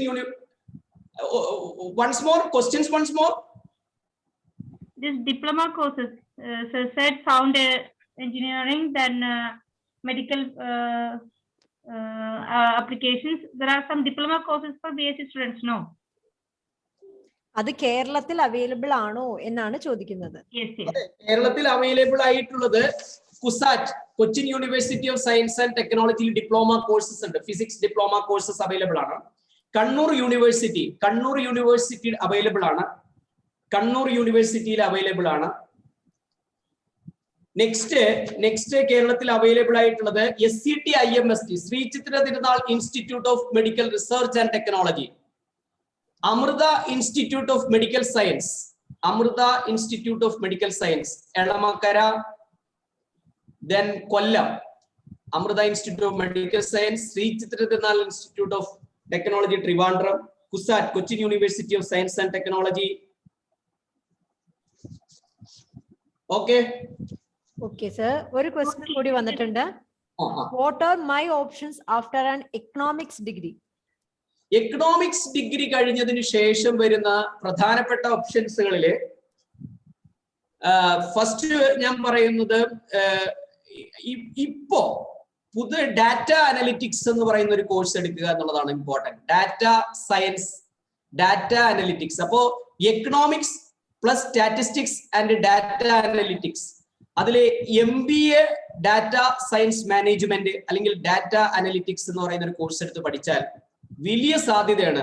എക്കണോമിക്സും സ്റ്റാറ്റിസ്റ്റിക്സും കഴിഞ്ഞവർക്കുള്ള ഒരു പ്രധാനപ്പെട്ട സാധ്യതയുള്ള കോഴ്സാണ് അത് ഡാറ്റ സയൻസ്. ഇല്ലെങ്കിൽ അവർക്ക് പോകാൻ പറ്റുന്നതാണ് RBI reserve bank of India നടത്തുന്ന ബാങ്കിങ് ആൻഡ് ഫിനാൻസിലെ PG ഡിപ്ലോമ കോഴ്സ് ഉണ്ട് RBIന്റെ കീഴിലുള്ള, അതിലേക്ക് പോകാം. ഇല്ലെങ്കിൽ ഗുലാത്തി ഇൻസ്റ്റിറ്റ്യൂട്ട് നടത്തുന്ന GST പോലെയുള്ള മേഖലയിലെ ഇമ്പോർട്ടന്റ് ആയിട്ടുള്ള PG ഡിപ്ലോമ കോഴ്സുകളുണ്ട്. ഇത് പഠിച്ച എക്കണോമിക്സുകാർക്ക് പെട്ടെന്ന് ജോലി കിട്ടാം. അപ്പോ അല്ലെങ്കിൽ ആക്ച്വറിയൽ സയൻസ് എന്ന് പറഞ്ഞൊരു കോഴ്സ് ഉണ്ട് ഇൻഷുറൻസ് മേഖലയിലേക്ക് പോകാൻ.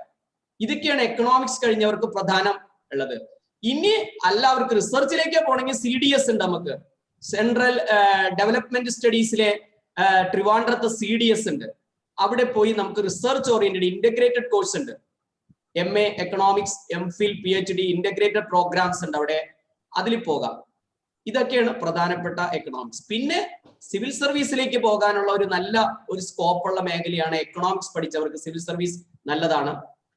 അതായത് ഇന്ത്യൻ റവന്യൂ സർവീസ് ആണെങ്കിലും എക്കണോമിക് സർവീസ് ആണെങ്കിലും എല്ലാം വലിയ സാധ്യതയുള്ള മേഖലയാണ്. Okay sir.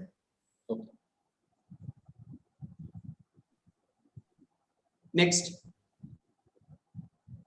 ഇപ്പൊ നിങ്ങളുടെ ക്വസ്റ്റ്യൻസ് പറയുമ്പോൾ എനിക്ക് വളരെ എളുപ്പമാണ്. കാരണം നമ്മൾ ക്വസ്റ്റ്യൻസ് ഞാൻ അല്ലെങ്കിൽ ഒരുപാട് കാര്യങ്ങൾ പറഞ്ഞു പോകും. ഇത് എല്ലാവർക്കും ഉപകാരപ്പെടണമെന്നില്ലല്ലോ. ഇവിടെ ഇരിക്കുന്ന എല്ലാവർക്കും ഉപകാരപ്പെടണമെങ്കിൽ അവരുടെ ക്വസ്റ്റ്യൻസുകൾ ചോദിക്കുക, അതിന് പറഞ്ഞു കൊടുക്കുക, വളരെ ഉപകാരപ്പെടും. അതെ, ചാറ്റ് ബോക്സിൽ നിങ്ങൾക്ക് എപ്പോ സംശയം തോന്നിയാലും ഇട്ടോളൂ, അത് അഡ്രസ് ചെയ്യുന്നതായിരിക്കും. ഇനി നിങ്ങൾക്ക് പാരന്റ്സിനോട്, അപ്പൊ നിങ്ങൾ ചാറ്റ് ബോക്സിൽ ഇട്ടോളൂ. ഞാൻ പാരന്റ്സിനോട് കുറച്ച് കാര്യങ്ങൾ കൂടി ഒന്ന് പറയാം. ആ സമയത്ത് നിങ്ങളുടെ ക്വസ്റ്റ്യൻസ് വരുന്നതനുസരിച്ച് ഞാൻ മുറക്ക് പറയാം. പാരന്റ്സിനോട് എനിക്ക് പറയാനുള്ളത്, ഒരു ഗ്രേറ്റ് കരിയർ ക്രൈസിസ് ആണ് ഇനി വരുന്ന ലോകത്ത് ഉണ്ടായിരിക്കുന്നത്. അതായത് ഇതിനെ നമ്മൾ എങ്ങനെ തരണം ചെയ്യും എന്നുള്ളതാണ് ഞാൻ ഇന്ന് പറയുന്നത്. നമ്മുടെ കുട്ടികളോട് പറഞ്ഞു കൊടുക്കേണ്ട ഒരു പ്രധാന ഇതാണ്, അതായത് ഇന്നത്തെ അങ്ങോട്ടുള്ള ലോകത്തിൽ നമ്മുടെ തൊഴിൽ സാഹചര്യങ്ങളെല്ലാം മാറുകയാണ്. ഓക്സ്ഫോർഡ് യൂണിവേഴ്സിറ്റിയിലെ ഡോക്ടർ മൈക്കിൾ ഉസ്ബന്റെ നേതൃത്വത്തിൽ നടന്ന ഒരു സ്റ്റഡീസ് ആണ് ഈ അടുത്ത റിപ്പോർട്ട് കണ്ടത്. 48% തൊഴിൽ മേഖലകളും അടുത്ത 10 വർഷത്തിനുള്ളിൽ റെലവന്റ് ആണെന്നാ പറയുന്നത്. വേൾഡ് എക്കണോമിക് ഫോറം പറയുന്നു 2018 ഈ നമ്മുടെ ഈ ഭാവിയിൽ നമ്മുടെ വരുന്ന പ്രൈമറി ക്ലാസ്സുകളിൽ പഠിക്കുന്ന നമ്മുടെ കുട്ടികള് ഇനി വരുന്ന 65% മക്കളും ചെയ്യാൻ പോകുന്ന തൊഴിലുകൾ ഇന്നില്ലാത്തതാണെന്നാ പറയുന്നത്. അവർ പഠിച്ചിറങ്ങി കഴിയുമ്പോൾ ഇന്നുള്ള പല തൊഴിലുകളും ഉണ്ടാകില്ല എന്ന് പറയും. അപ്പൊ ഇതിന്റെ പ്രധാന കാരണം എന്താണെന്ന് ഞാൻ മനസ്സിലാക്കിയത് ഇത്രയേ ഉള്ളൂ. വലിയ ടെക്നോളജിക്കൽ ഇന്നോവേഷൻസ് ആണ് വന്നുകൊണ്ടിരിക്കുന്നത്. അത് 6 കാര്യങ്ങളാണ് പ്രധാനമായി. AI, artificial intelligence, IoT, internet of things, then block chain technology, virtual and augmented റിയാലിറ്റികള്, ക്വാണ്ടം കമ്പ്യൂട്ടിംഗ്, ജീൻ എഡിറ്റിംഗ്. ഈ 6 കാര്യങ്ങളിലാണ് വലിയ ഡെവലപ്മെന്റ് വരുന്നത്. അപ്പൊ AI എന്ന് പറയുന്നത് ശരിക്കും നമ്മുടെ ഒരു മെക്കനൈസ്ഡ് വേൾഡിലൂടെയായിരുന്നു പോയിക്കൊണ്ടിരുന്നത്. ഇപ്പോൾ അത് ഓട്ടോമേഷനിലേക്ക് മാറി, ഒരു അതിയന്ത്രവൽക്കരണത്തിലേക്ക് അത് മാറി. ഓട്ടോമേഷനാണ് ഇതിന്റെ പ്രശ്നം. എന്താന്ന് പറ്റിയേക്കണെന്ന് വെച്ച് കഴിഞ്ഞാൽ ഏഷ്യൻ രാജ്യത്തിൽ മാത്രം, ഏഷ്യൻ കൺട്രീസിൽ മാത്രമായിട്ട് 5 വർഷത്തിനുള്ളിൽ 50 ലക്ഷം തൊഴിലുകൾ നഷ്ടപ്പെടുന്ന 50 ലക്ഷം പേർക്ക് തൊഴിലുകൾ നഷ്ടപ്പെടുന്ന പറയുന്നത് ഈ വരുന്ന 5 വർഷത്തിനുള്ളിൽ. അത് നടന്നുകൊണ്ടിരിക്കുകയാണ് ഇപ്പോ.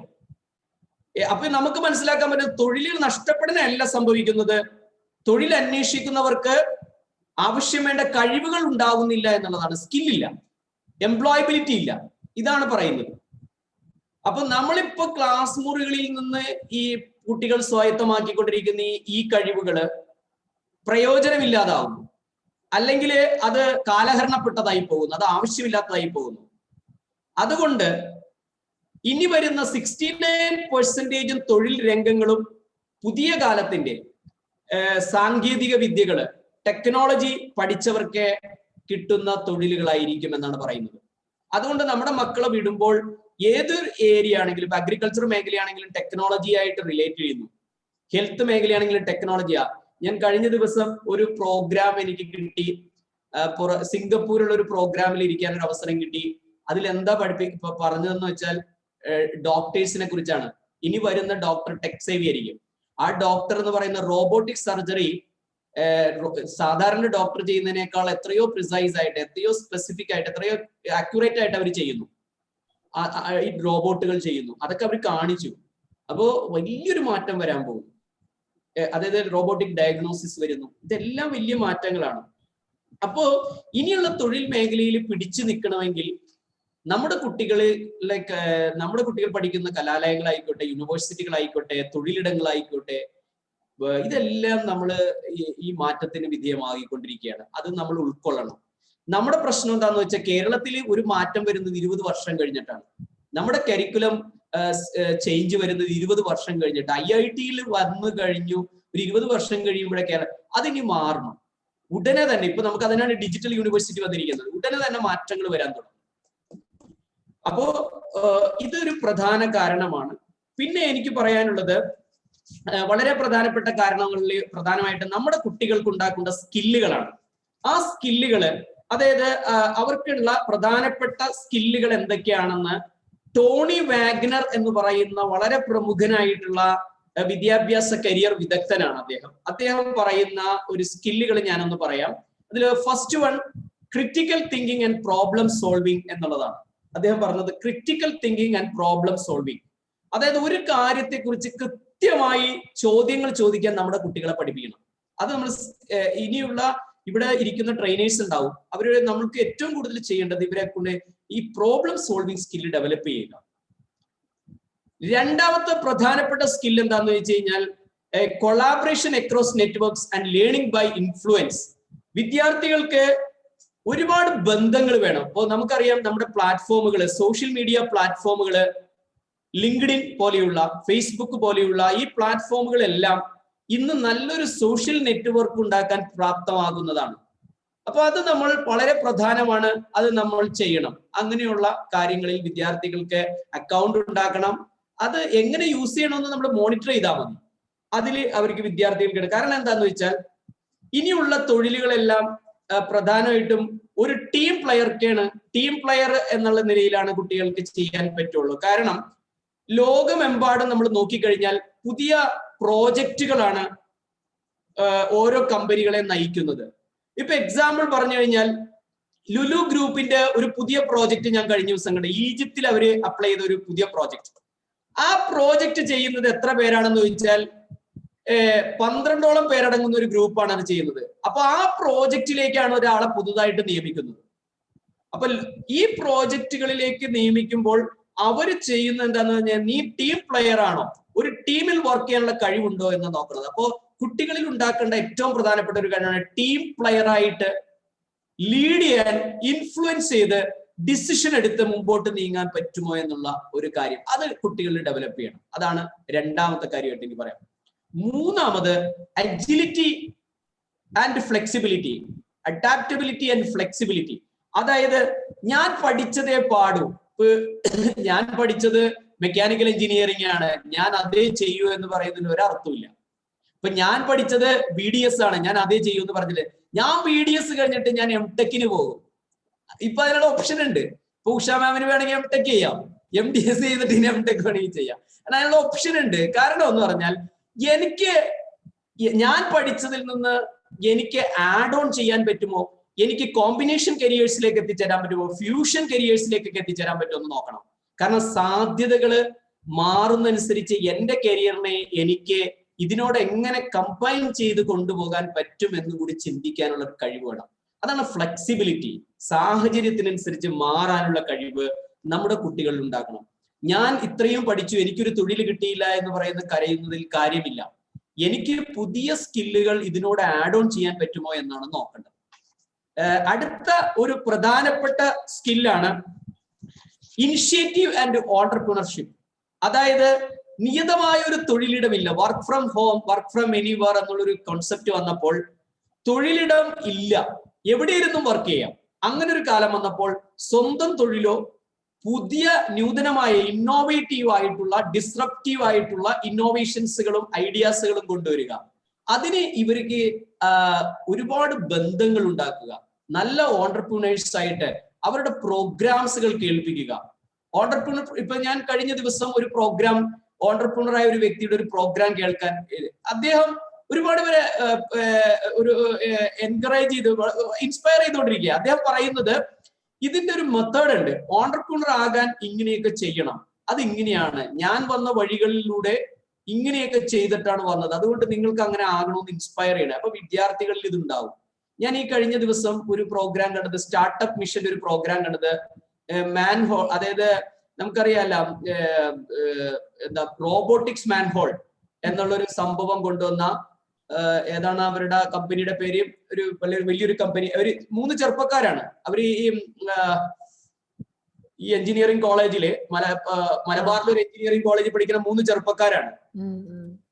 ആ ഒരു സ്റ്റാർട്ടപ്പിനെ കുറിച്ച് ഞാൻ മനസ്സിലാക്കാൻ കഴിഞ്ഞു. ആ കുട്ടികളുടെ പ്രോഗ്രാം ഇന്നിപ്പോ UN വരെ, യുണൈറ്റഡ് നേഷൻ വരെ എത്തി. അബുദാബി എന്ന് പറയുന്ന അബുദാബിയും ബഹ്റൈനൊക്കെ അവരായിട്ട് MOU സൈൻ ചെയ്തു. അത് മാത്രമല്ല, അവരുടെ ഈ ഇന്നോവേഷൻ കണ്ടിട്ട് വേറെ കുട്ടികൾ ഇൻസ്പയർ ആയിട്ട് വേറെ പ്രോഗ്രാംസുകൾ തുടങ്ങിക്കഴിഞ്ഞു. NIT കാലിക്കറ്റില് അങ്ങനെ 20ഓളം പുതിയ പ്രോജക്റ്റുകൾ വന്ന് വൻ വിജയത്തിലേക്കാണ് പോയിക്കൊണ്ടിരിക്കുന്നത്. അപ്പൊ നമ്മുടെ കുട്ടികളെ അങ്ങനെയുള്ള ഓൺടർപ്രണർഷിപ്പ് പ്രോഗ്രാമുകളെ കാണിക്കണം, പഠിപ്പിക്കണം, അതിലേക്ക് കൂടുതൽ താല്പര്യപ്പെടുത്തണം. പിന്നെ പ്രധാനമാണ് effective oral and written communication. അതായത് ഞാൻ പറയും ഏറ്റവും പ്രധാനപ്പെട്ട നൈപുണ്യം, അതായത് എന്താണ് ആ സ്കിൽ എന്ന് പറഞ്ഞാൽ മറ്റുള്ളവരെ ക്ഷമയോടെ കേൾക്കുക. അതൊരു വളരെ പ്രധാനപ്പെട്ട സ്കില്ലാണ്, അത് നമുക്ക് ഇല്ലാത്തതാണ്. അതേപോലെ അഭിപ്രായ സമന്വയത്തിലൂടെ നമുക്ക് ഭാവിയെ കുറിച്ച് തീരുമാനങ്ങൾ എടുക്കാൻ കഴിയണം. അതിന് നല്ല കമ്മ്യൂണിക്കേഷൻ സ്കില്ല് വേണം, നമ്മുടെ ആശയങ്ങൾ അവതരിപ്പിക്കാനുള്ള സ്കില്ല് വേണം. അത് നമ്മുടെ കുട്ടികൾ ഉണ്ടാക്കണം. നമ്മൾ ആരും എന്ത് പ്രോഗ്രാം ഉണ്ടെങ്കിലും എന്തെങ്കിലും ക്വസ്റ്റ്യൻ ചോദിക്കാൻ പറഞ്ഞാൽ ഒന്നും മിണ്ടത്തില്ല. അതായത് ക്വസ്റ്റ്യൻ ചോദിക്കുമ്പോൾ അത് കമ്മ്യൂണിക്കേഷൻ നടക്കും, അവിടെയാണ് നമ്മുടെ കൂടുതൽ തീരുമാനങ്ങൾ എടുക്കാനുള്ള ഒരു ഇത് കിട്ടുന്നത്. അതോടെ പിന്നെ ഒരു പ്രധാനപ്പെട്ട സ്കില്ലാണ് അസസിങ് ആൻഡ് അനലൈസിങ് ഇൻഫോർമേഷൻ. ഇനി വരുന്ന ലോകത്തിന്റെ രാജാവ് ആരാന്ന് ചോദിച്ചാൽ ഡാറ്റയാണ്. Data is A precious oil. So നമ്മൾ കൃത്യമായ ഡാറ്റകൾ നമുക്ക് കിട്ടിക്കഴിഞ്ഞാൽ അത് കൃത്യമായി പ്രോസസ്സ് ചെയ്ത് വിലപ്പെട്ട തീരുമാനങ്ങൾ എടുക്കാൻ കഴിവുള്ളവരാണെങ്കിൽ, നിങ്ങൾ ഏത് വിഷയം പഠിച്ചവരായിക്കോട്ടെ, നിങ്ങൾ ഏത് വിഷയം, ആന്ത്രോപോളജി ആയിക്കോട്ടെ, ഹിസ്റ്ററി ആയിക്കോട്ടെ, സോഷ്യോ, നിങ്ങൾ പറയുന്ന ഏത് വിഷയം ആയിക്കോട്ടെ, നിങ്ങൾ അതിന് ചക്രവർത്തിയാണ്. തൊഴിൽ രംഗത്ത് നിങ്ങളായിരിക്കും ചക്രവർത്തികളായിരിക്കും. നിങ്ങൾ അതായത് ഇപ്പൊ ഞാൻ ഒരു പ്രോഗ്രാം നടത്തുമ്പോ ഞാൻ എന്താ ചെയ്യണമെന്ന് പറഞ്ഞാൽ ഒരു ഡാറ്റ എടുക്കും. ഈ പ്രോഗ്രാം നടത്തുന്നവരുടെ ഒരു ഗൂഗിൾ ഫോം ഉണ്ടാക്കിയിട്ട് ആ ഫോമിൽ ഫില്ല് ചെയ്തവരെ മാത്രമേ പ്രോഗ്രാമിൽ അറ്റൻഡ് ചെയ്യിക്കുമെന്ന് പറയും. ഇതെല്ലാവരും ഫില്ല് ചെയ്യും. ഈ കഴിഞ്ഞ ദിവസം ഒരു 82 പേര് ഒരു പ്രോഗ്രാം നടത്തിയപ്പോൾ എനിക്ക് കിട്ടിയത് അവരെ മനസ്സിലാക്കാൻ ആ ഡാറ്റ എനിക്ക് അനലൈസ് ചെയ്യാൻ പറ്റി. അതനുസരിച്ച് എന്റെ പ്രോഗ്രാമിനെ എനിക്ക് ഷെഡ്യൂൾ ചെയ്യാൻ പറ്റുന്നു. ഇതാണ് ഇന്നത്തെ കാലത്ത് വിജയിക്കുന്നത്. ഡാറ്റകൾ അനലൈസ് ചെയ്യുക. ഈ ഫേസ്ബുക്ക് ചെയ്യുന്നത് അതാണ്. ഒരു രാജ്യത്തിന്റെ ഭരണം നിയന്ത്രിക്കാൻ ഫേസ്ബുക്കിന് പറ്റും. നമ്മൾ കണ്ടായിരുന്നു കഴിഞ്ഞ തെരഞ്ഞെടുപ്പിലൊക്കെ. ഫേസ്ബുക്ക് 300 കോടി ജനങ്ങൾ ഉള്ളതാണ് ഫേസ്ബുക്ക്. ഈ ഫേസ്ബുക്ക് എന്താ ചെയ്യുന്നത്? ഓരോരുത്തരുടെയും ഇഷ്ടാനിഷ്ടങ്ങൾ അറിയാനും അവരുടെ മാനസിക വ്യാപാരങ്ങൾ എന്താണെന്ന് മനസ്സിലാക്കാനും അതിന് വ്യക്തമായി അതനുസരിച്ച് തീരുമാനങ്ങൾ എടുക്കാനും ഫേസ്ബുക്കിന് കഴിയുന്നു എന്നുള്ളതാണ്. നമ്മുടെ മുമ്പിൽ ഇഷ്ടപ്പെട്ട വീഡിയോ അവർ കാണിക്കും. നമ്മുടെ മുമ്പിൽ ഇഷ്ടപ്പെട്ട ചിത്രങ്ങളും ബുക്സുകളും അവർ പ്രദർശിപ്പിക്കും. നമ്മുടെ മുമ്പിൽ വേണ്ട എല്ലാ പരസ്യങ്ങളും അവർ കൊണ്ടുവരുന്നത് നമ്മളെ മനസ്സിലാക്കി കഴിഞ്ഞിട്ടാണ്. അത് മനസ്സിലാക്കാൻ നമുക്ക് പറ്റുമോ? വിജയിച്ചിരിക്കും. പിന്നെ എനിക്ക് പ്രധാനമായിട്ട് പറയാം, കുട്ടികളിൽ ക്യൂരിയോസിറ്റി, ഇമാജിനേഷൻ നിങ്ങൾ ഉണ്ടാക്കിക്കൊണ്ടിരിക്കണം. നല്ല ക്യൂരിയസ് ആക്കുക. കാരണം എന്ന് പറഞ്ഞാൽ നല്ല, ഇപ്പൊ നമുക്കറിയാം സോഷ്യൽ മീഡിയയിൽ എത്രയോ പേരെ വൈറലാകുന്നത്. ഞാൻ ഈ കഴിഞ്ഞ തെരഞ്ഞെടുപ്പിന് ശരിക്കും വീക്ഷിച്ചപ്പോൾ എനിക്ക് മനസ്സിലായി എത്രയോ ചെറുപ്പക്കാരും മിടുക്കരായിട്ടുള്ള ചെറുപ്പക്കാർ വിജയിച്ചു. എത്രയോ ഈ പൊളിറ്റിക്സില് വർഷങ്ങളായിട്ട് വർക്ക് ചെയ്തിട്ട് ഒരു സീറ്റ് കിട്ടാൻ എന്തൊരു ബുദ്ധിമുട്ട്. ഇത് ഇന്നലെ വന്നവർക്ക് സീറ്റ് കൊടുക്കുകയും അവർ വിജയിക്കുകയും ചെയ്യുക. എന്തുകൊണ്ടാണെന്ന് ചോദിച്ചാൽ അവർക്ക് ഭയങ്കര ഇമാജിനേഷൻ. അവര് പെട്ടെന്ന് സോഷ്യൽ മീഡിയ താരങ്ങളാകുന്നു. അവര് പെട്ടെന്ന് ആളുകളെ കയ്യിലെടുക്കുന്നു. അവര് വൈറലാകുന്നു. എന്താണ് കാരണം? അവരിൽ ഒരു വലിയ ഇമാജിനേറ്റീവ് വേൾഡ് ഉണ്ട്, അല്ലെങ്കിൽ അവർക്ക് വലിയ ഇന്നോവേഷൻസ് ഉണ്ട്, അവർക്ക് വലിയ ക്യൂരിയോസിറ്റി ഉള്ളവരാണ്. അതുകൊണ്ട് നമ്മൾ ഈ കൺസ്യൂമർ താല്പര്യങ്ങൾ നയിക്കുന്ന ഈ ലോകമാണ്. ഇവിടെ ഈ മനുഷ്യന്റെ ഇച്ഛാശക്തി അറിയാൻ കഴിയണം. അതിന് പ്രധാനമായിട്ടും ഈ കുട്ടികളിൽ ഉണ്ടാക്കുന്നത് പുതിയ കണ്ടെത്തലുകൾ കാണിക്കുക. ഒരു സയൻസ് പഠിക്കുന്ന വിദ്യാർത്ഥിന പുതിയ പുതിയ പുതിയ ഇന്നോവേഷൻസ്, ഇപ്പോൾ ISROയിൽ നടക്കുന്ന, നാസയിൽ നടക്കുന്ന, അല്ലെങ്കിൽ പുതിയ സയൻസ് മേഖലയിൽ നടക്കുന്ന പുതിയ പുതിയ കാര്യങ്ങൾ കാണിക്കുക. അതിൽ കൂടുതലായിട്ട് ക്യൂരിയോസിറ്റി ഡെവലപ്പ് ചെയ്യാൻ തുടങ്ങും. അതോടൊപ്പം തന്നെ പുതിയ പുതിയ ഭാവന ചിറക് വിടർത്താൻ വേണ്ടി നമ്മൾ പുതിയ പുതിയ ബുക്സുകൾ, ഇപ്പോ കഴിഞ്ഞ ദിവസം ഇദ്ദേഹം എഴുതിയ ആന്ദ്രേ അഗാസിന്റെ ഒരു ബുക്ക് ഞാൻ വായിച്ചു. എന്തൊരു രസമാണ് അതിൻ്റെ അകത്ത് അദ്ദേഹം പറയുന്ന കുറെ കാര്യങ്ങൾ. അപ്പൊ ഇതൊക്കെ നമ്മൾക്ക് കൊടുക്കാവുന്ന, കുട്ടികളിൽ കൊടുക്കാവുന്ന കുറെ ഭാവനകൾ കൊടുക്കാൻ പറ്റും. അങ്ങനെ അത് നമ്മൾ ചിറക് വിടർത്തുക. ഇതൊക്കെ ഒരു പ്രധാന ഘടകമാണ്. ഇതാണ് ഞാൻ പറയുന്ന, ഞാൻ മനസ്സിലാക്കി ജോണി വാഗ്നറിൽ നിന്ന് മനസ്സിലാക്കിയ പുതിയ ലോകത്തെ സ്കില്ലുകൾ. ഇനി രക്ഷിതാക്കളോട് എനിക്ക് അവസാനം പറയാനുള്ളത്, നമ്മൾക്ക് ഞാൻ പഠിച്ച കാലം, അല്ലെങ്കിൽ നമ്മുടെ ഇവിടെ ഇരിക്കുന്ന ഭൂരിപക്ഷം ആളുകൾ പഠിച്ചൊരു കാലം എന്ന് പറയുന്നത് 25 വർഷക്കാലം പഠിച്ചു, അതിനുശേഷം നമ്മൾ ഒരു തൊഴിൽ അന്വേഷിച്ചു, ഒരു തൊഴിൽ ലഭിച്ചു, ഈ ലഭിച്ച തൊഴിലിൽ അങ്ങനെ സുന്ദരമായി ജീവിച്ചു പോയി, അവസാനം അതിൽ നിന്ന് റിട്ടയർഡ് ആയി, നമ്മൾ അതിന്റെ പെൻഷൻ വാങ്ങി, അല്ലെങ്കിൽ നമ്മൾ സ്വരുക്കൂട്ടിയ സമ്പാദ്യം ബാങ്കിലിട്ട് അതിനെ അനുഭവിച്ച് ജീവിക്കുന്നവരാ. കാലം മാറി. ഇനി അങ്ങനെയുള്ളൊരു ലോകം ഇല്ല, അതില്ല. കാരണം ഒരു തൊഴിൽ കിട്ടുക എന്ന് പറയുന്നതിന് വലിയൊരു കാര്യം. ഒരു തൊഴിൽ ലഭിക്കുക, ഈ തൊഴിലിൽ തന്നെ നാം ഉറച്ചു നിൽക്കുന്ന ഒരു ഗ്യാരണ്ടി ഇല്ല. എപ്പോ വേണമെങ്കിലും ഈ തൊഴിൽ നഷ്ടപ്പെട്ടു പോകും. കാരണം എന്താ, നമ്മളെക്കാൾ സ്കില്ല് കൂടുതലുള്ള ഒരാൾ വന്നാൽ, ഞാൻ ഇവിടെ കരിയറിനെ കുറിച്ച് പറഞ്ഞുകൊണ്ടിരിക്കുകയാണ്. ഞാൻ ഈ പറഞ്ഞുകൊണ്ടിരിക്കുന്ന കേൾക്കുന്നവര് എന്നേക്കാൾ കൂടുതൽ പറയുന്ന ഒരാളെ കേൾക്കൂലേ? അപ്പൊ ഞാൻ എന്ത് ചെയ്യും? ഇനിയും പഠിക്കണം, അതിലും മേലെ വളരണം എന്നുള്ള പുതിയ പുതിയ കാര്യങ്ങളെ കുറിച്ച് ഞാൻ ഒരു ക്ലാസ് അറ്റൻഡ് ചെയ്യുമ്പോൾ 3 ക്ലാസ് പഠിക്കാൻ എവിടെയൊക്കെ പുതിയ ഇതുണ്ട് അതറിയാൻ കഴിയും. അത് പഠിക്കലും മാത്രമല്ല, അത് ഞാൻ വർക്കൗട്ട് ചെയ്യും. ഇത് തന്നെ ഇങ്ങനെ ചെയ്താൽ മാത്രമേ ഞാൻ എന്ന് പറയുന്ന വ്യക്തിക്ക് നിലനിൽപ്പുള്ളൂ. അത് ആർക്കും അങ്ങനെ തന്നെ, ഏതൊരു മേഖലയാണ്. ഇപ്പൊ നമ്മൾ പഠിച്ചുകൊണ്ടേയിരിക്കുക. ഈ പുതിയ ഇത് പറയുന്നത് തന്നെ ഏറ്റവും ഈ 20 തൊഴിലെങ്കിലും ഒരു വ്യക്തി മാറുന്ന പറയുന്നത്. 2020 ശേഷം ഒരു തൊഴിൽ അന്വേഷിക്കുന്ന വ്യക്തി, തൊഴിൽ എത്തിപ്പെടുന്ന വ്യക്തി 20 തൊഴിലെങ്കിലും മാറും എന്നാ പറയുന്നത്. 20ഓളം തൊഴിലുകൾ മാറുന്നു.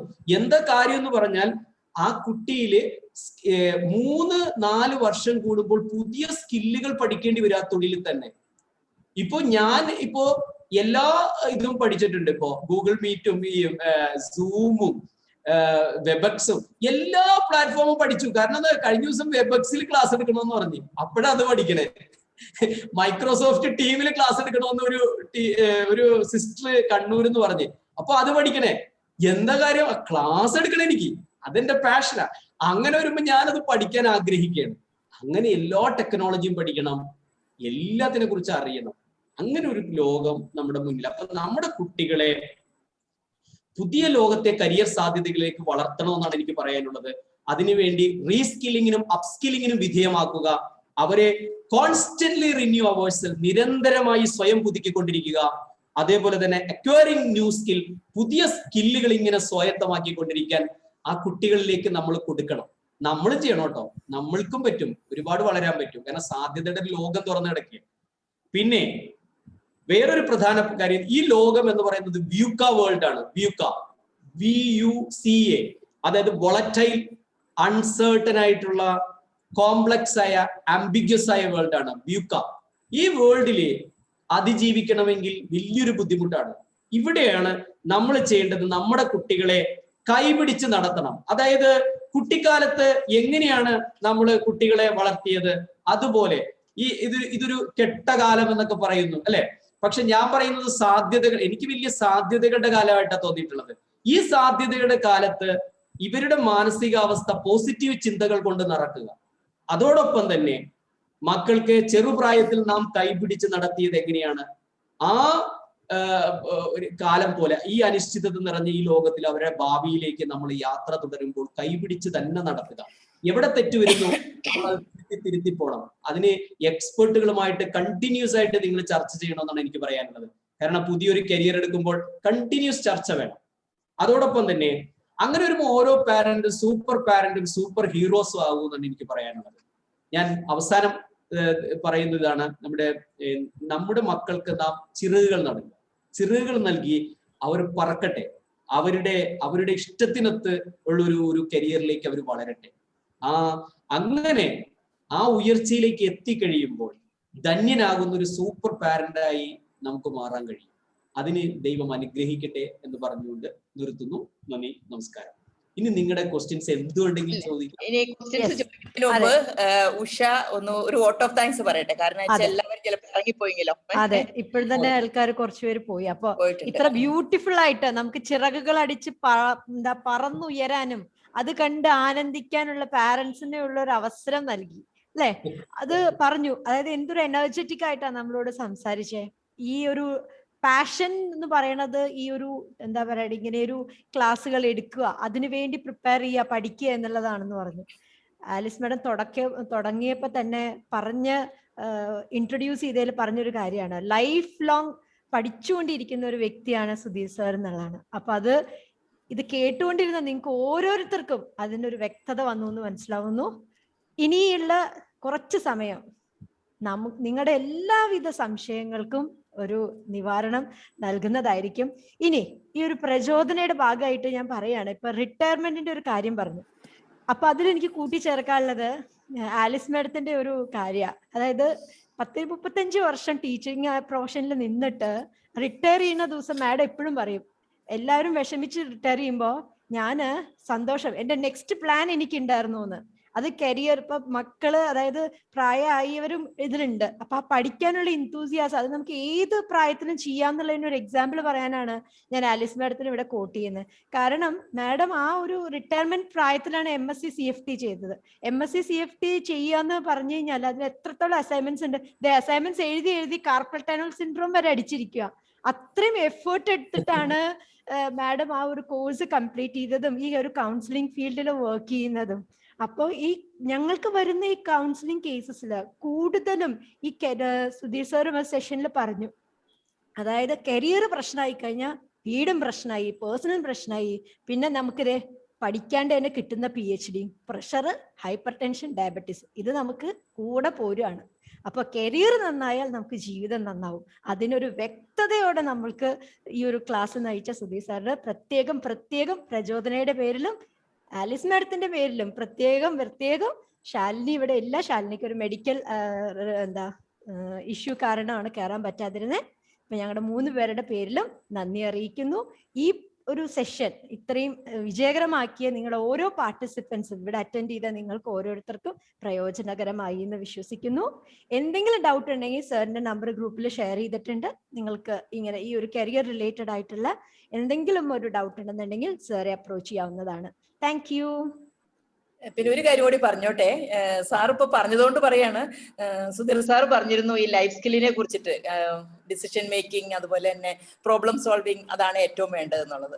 അപ്പൊ ഞങ്ങൾ ഇപ്പോൾ ചെയ്യുന്ന പ്രോഗ്രാം എന്ന് പറയുന്നത് ഈ 10 WHO 10 ലൈഫ് സ്കില്ല് അഡോളസൻസിനും അല്ലാതെ വലിയ ആൾക്കാർ, ഏത് ലെവലിലുള്ള ആൾക്കാർക്ക് വേണ്ടിയിട്ടാണെങ്കിലും ഞങ്ങൾ അതിപ്പോ ചെയ്യുന്നുണ്ട്. അതിന്റെ 4ാമത്തെ ബാച്ച്, 4 ബാച്ച് കഴിഞ്ഞു. അത് കഴിഞ്ഞിട്ട് പിന്നെ ആൾക്കാരുടെ നിർബന്ധം കൊണ്ട് തന്നെ ഞങ്ങൾ 5ാമത്തെ ബാച്ച് തുടങ്ങുന്നത്.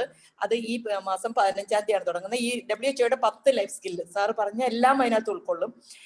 അപ്പൊ അതിന്റെ ഒരു ക്ലാസ് ഉണ്ട്. ആരെങ്കിലും നമ്മളുടെ കൂടെ ജോയിൻ ചെയ്യണമെന്നുണ്ടെങ്കിൽ നമ്മളുടെ വിളിച്ചാൽ മതി, അല്ലെങ്കിൽ ആ ഗ്രൂപ്പിൽ ഇട്ടാലും മതി. ജോയിൻ ചെയ്യണമെന്നുണ്ടെങ്കിലല്ല, തീർച്ചയായിട്ടും ജോയിൻ ചെയ്യണം. അതെ, യോഗം അതാണ്, സ്കില്ല്, ലൈഫ് സ്കില്ല് ഡെവലപ്പ് ചെയ്തിരിക്കണം. അതെ. അപ്പൊ ഞങ്ങള് ഇതിനകത്ത് ഈ ക്യൂരിയോസിറ്റി, ഇമാജിനേഷൻ സാറ് പറഞ്ഞപ്പോ അതിനൊക്കെയുള്ള ഞങ്ങൾ ആക്ടിവിറ്റീസ് കൊടുക്കുന്നുണ്ടേ. അപ്പൊ ഞങ്ങൾക്ക് ഭയങ്കര സന്തോഷമായി സാർ അത് പറഞ്ഞപ്പം.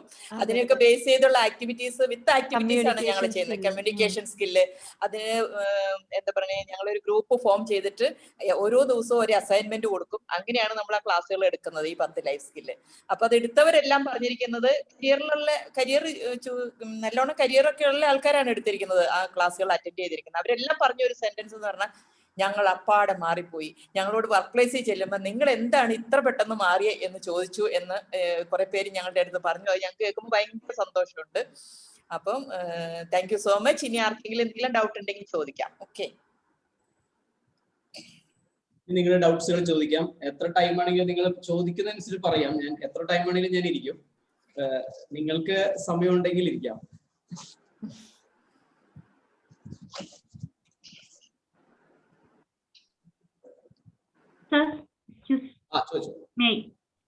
നമ്മൾ സൂപ്പർ പാരന്റ് ആവണമെങ്കിൽ പ്യൂക്ക വേൾഡ് അതിജീവിക്കാൻ ശീലിപ്പിക്കണം എന്ന് പറഞ്ഞു. അതൊന്ന് എക്സ്പ്ലെയിൻ ചെയ്യാമോ? ഈ പ്യൂക്ക വേൾഡിനെ കുറിച്ച് കുറച്ചും കൂടി ഒന്ന് ഡീറ്റെയിൽ ആയിട്ട്. എനിക്കൊന്നും കൂടി ക്ലിയർ ആയില്ല, ഒന്നും കൂടി വ്യക്തമാക്കോ? സൂപ്പർ പാരന്റിങ്ങിനെ നമ്മൾ പ്യൂക്ക വേൾഡ് അല്ലെ, അങ്ങനെയല്ല വേർഡ് പറയും. ആ വേർഡ് ഒന്നും കൂടി, അത് എന്താണ്, അതുകൊണ്ട് മെയിൻറ്റെയിൻ നമ്മൾ എങ്ങനെയാണ് കുട്ടികളെ ആ ഒരു അത് അതിജീവിക്കാനായിട്ട്?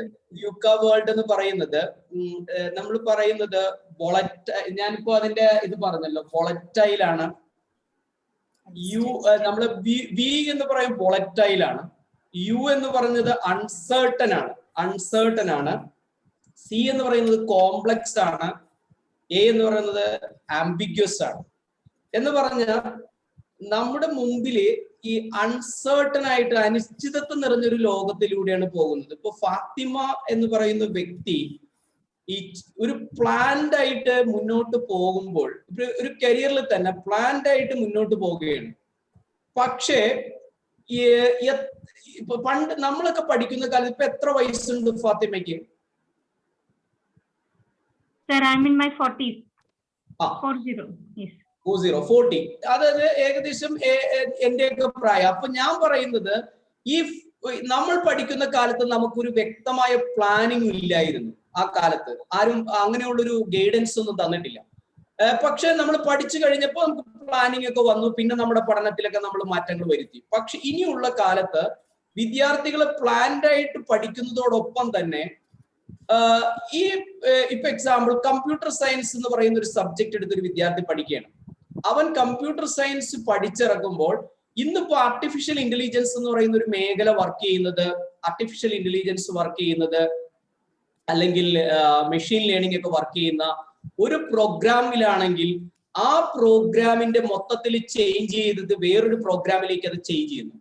അങ്ങനെ വരുമ്പോൾ ആ കുട്ടിയിലെ പെട്ടെന്ന് ഈ പഠിച്ചിറങ്ങിയതിൽ നിന്ന് വ്യത്യസ്തമായിട്ടുള്ള ഒരു കാര്യത്തിലേക്ക് അയാൾ മാറേണ്ടിയിരിക്കുന്നു. പെട്ടെന്ന് അയാൾക്ക് ചേഞ്ച് ചെയ്യേണ്ടിയിരിക്കുന്നു. ഈ ചേഞ്ച് ചെയ്താൽ ആ വർക്ക് പ്ലേസിൽ നിലനിൽക്കുള്ളൂ, അല്ലെങ്കിൽ അയാളുടെ ഭാവി അനിശ്ചിതത്തിലാവും. ഒരു എക്സാമ്പിൾ ഞാൻ പറഞ്ഞു. രണ്ടാമത്, നമ്മുടെ പല തൊഴിൽ മേഖലകളും ഇല്ലാണ്ടാകുന്നു. അതിൽ ഒരു എക്സാമ്പിൾ പറഞ്ഞു കഴിഞ്ഞാൽ, ഇപ്പോൾ നമ്മൾ കണ്ടായിരുന്നു കഴിഞ്ഞ ഒരു ദിവസം പത്രത്തിൽ, നമ്മുടെ 2019 റിപ്പോർട്ടാണെന്ന് എനിക്ക് തോന്നാം, വിർജീനിയ, അതായത് അമേരിക്കയിൽ വിർജീനിയയിലെ മൈൻസിൽ ജോലി ചെയ്യുന്ന തൊഴിലാളികള് തേനീച്ച വളർത്തൽ പഠിക്കുന്നു. എന്തായിരുന്നു അതിന്റെ കാരണം എന്ന് പറഞ്ഞാൽ, അവിടെ അതിൽ വർക്ക് ചെയ്യാൻ റോബോട്ട്സുകൾ ഉണ്ടായിരിക്കുന്നു. അപ്പൊ റോബോട്ട്സുകള് വർക്ക് ചെയ്യുന്ന ഒരു തൊഴിലിടം 51% റോബോട്ടുകളാണ് 2025 അല്ലെങ്കിൽ 2022 മുതലേ റോബോട്ട്സുകളാണ് 51% തൊഴിലിടങ്ങളിലും വർക്ക് ചെയ്യാൻ പോകുന്നത്. ഇപ്പോ നമ്മള് ഓരോ പ്രോഗ്രാം കാണുമ്പോഴും അറിയാം, പല സ്ഥലങ്ങളിലും കൃഷിയിടങ്ങള് നമ്മള് 300 ഏക്കർ സ്ഥലത്ത് ചെയ്തിരുന്ന കൃഷി 30 സ്ക്വയർ ഫീറ്റ് സ്ഥലത്തിലാണ് ചെയ്യുന്നത്. ഇന്ന് ലോകത്തിൽ ഏറ്റവും കൂടുതൽ എക്സ്പോർട്ടിംഗ് നടക്കുന്ന ലോകരാജ്യങ്ങളിൽ നെതർലൻഡ് പോലെയൊരു രാജ്യങ്ങൾ, അവിടെ മണ്ണിലല്ല കൃഷി ചെയ്യുന്നത്. വെർട്ടിക്കൽ ഫാമിങ്ങും അക്വാപോണിക്സും ഹൈഡ്രോപോണിക്സും പോലെയുള്ള മേഖലകളാണ് അവിടെ നടക്കുന്നത്. അവിടെ എല്ലാം വർക്ക് ചെയ്യുന്നത് റോബോട്ടുകളാണ് കൃഷിയിടങ്ങളിൽ. ഇതൊക്കെ കാണുമ്പോൾ നമുക്ക് മനസ്സിലാകുന്ന ഒരു അനിശ്ചിതത്വം നിറഞ്ഞ ലോകം മനുഷ്യന്റെ ജീവിതത്തിനെ എങ്ങനെ മുന്നോട്ട് കൊണ്ടുപോകും. ഗ്ലോബൽ ക്ലൈമാറ്റിക് ചേഞ്ച് വന്നിരിക്കുന്നു. എന്താണ് ഇവിടെ നടക്കാൻ പോകുന്നത് നമുക്ക് പറയാൻ പറ്റുമോ? എന്ന് പ്രളയം 2018 പ്രളയം വന്നപ്പോൾ നമ്മൾ കണ്ടു ലോകത്ത്. ഞാൻ കഴിഞ്ഞ ദിവസം മുരളി സാറിന്റെ ഒരു പ്രോഗ്രാമിലേക്ക് സാർ പറഞ്ഞത് ഇന്ന വരാൻ പോകുന്ന ചില പ്രോബ്ലങ്ങൾ എന്തൊക്കെയാണെന്ന് അദ്ദേഹം പറഞ്ഞു. അവരുടെ ഒരു പഠനത്തിൽ നിന്ന് അവർ പറയുന്നതാണ്, ഒന്നും പ്രവചിക്കാൻ പറ്റാത്ത ലോകത്തെ കാനഡയിൽ കഴിഞ്ഞ ഭയങ്കര ചൂടെന്നാ പറയുന്നത്, സഹിക്കാൻ പറ്റാം. 15ഓളം പേര് മരിച്ചെന്ന റിപ്പോർട്ടുകൾ. ഭയങ്കര ചൂട്. കാനഡ എന്ന് പറഞ്ഞാൽ 25ഓളം പ്രവിശ്യകൾ ഫുൾ തണുപ്പാണ്. അല്ലെങ്കിൽ 25% താമസമുള്ള ആൾക്കാർ, ബാക്കിയൊക്കെ അവിടെ വലിയ ചൂടെന്ന്. അപ്പൊ ഗ്ലോബൽ ക്ലൈമാറ്റിക് ചേഞ്ച് വരുന്നു. ലോകത്ത് എന്താണെന്ന് നമുക്ക് പറയാൻ പറ്റും. ഇപ്പൊ തന്നെ പാൻഡമിക് വന്നു. ഈ പാൻഡമിക് കൊണ്ട് നമ്മൾ അനുഭവിക്കുന്ന ദുരിതങ്ങൾ എന്താണ്? അപ്പൊ ലോകം ഇങ്ങനെയാണ് പോകുന്നത്. അപ്പൊ ഇതില് എങ്ങനെ നമ്മൾക്ക് ഡെവലപ്പ് ചെയ്യാൻ കഴിയും? ഈ ഒരു പ്രതിസന്ധി ഘട്ടത്തിൽ എങ്ങനെ ഡെവലപ്പ്, അതാണ് ഞാൻ പറഞ്ഞ വ്യൂക്ക വേൾഡിൽ എങ്ങനെ ഡെവലപ്പ് ചെയ്യാൻ കഴിയും. അതിന് വേണ്ട സ്കില്ലുകൾ സ്വായത്തമാക്കിയില്ലെങ്കിൽ നമ്മുടെ മക്കൾ ഇപ്പോഴും വിചാരം എന്താന്ന് പറഞ്ഞാൽ പണ്ട് കാലത്തെ പോലെ കരിയർ സെലക്ട് ചെയ്യണം. ഒരു കാര്യമില്ലെന്നാണ് എനിക്ക് പറയാനുള്ളത്. അങ്ങനെ സെലക്ട് ചെയ്ത് കഴിഞ്ഞാൽ പഠിച്ചിറങ്ങിയിട്ട് ഒരു കാര്യമില്ല. മാറ്റങ്ങൾ ഉൾക്കൊണ്ട് പഠിച്ചില്ലെങ്കിൽ പോസിബിലിറ്റി നോക്കണം, പാഷൻ നോക്കണം, ആപ്റ്റിറ്റ്യൂഡ് നോക്കണം. ഇത് മൂന്നും നോക്കണം. പോസിബിലിറ്റി ഒരു പ്രധാന ഘടകം. കാരണം ജോബ് മാർക്കറ്റിന് അനുയോജ്യനാണോ ഞാൻ ഇത് പഠിച്ചിറങ്ങിയാൽ എന്നും കൂടി നോക്കണം. അല്ലെങ്കിൽ ഇതിൽ എനിക്ക് ആഡ് ഓൺ ചെയ്യാൻ പറ്റുന്ന കോഴ്സുകൾ ഉണ്ടോ എന്നും കൂടി നോക്കണം.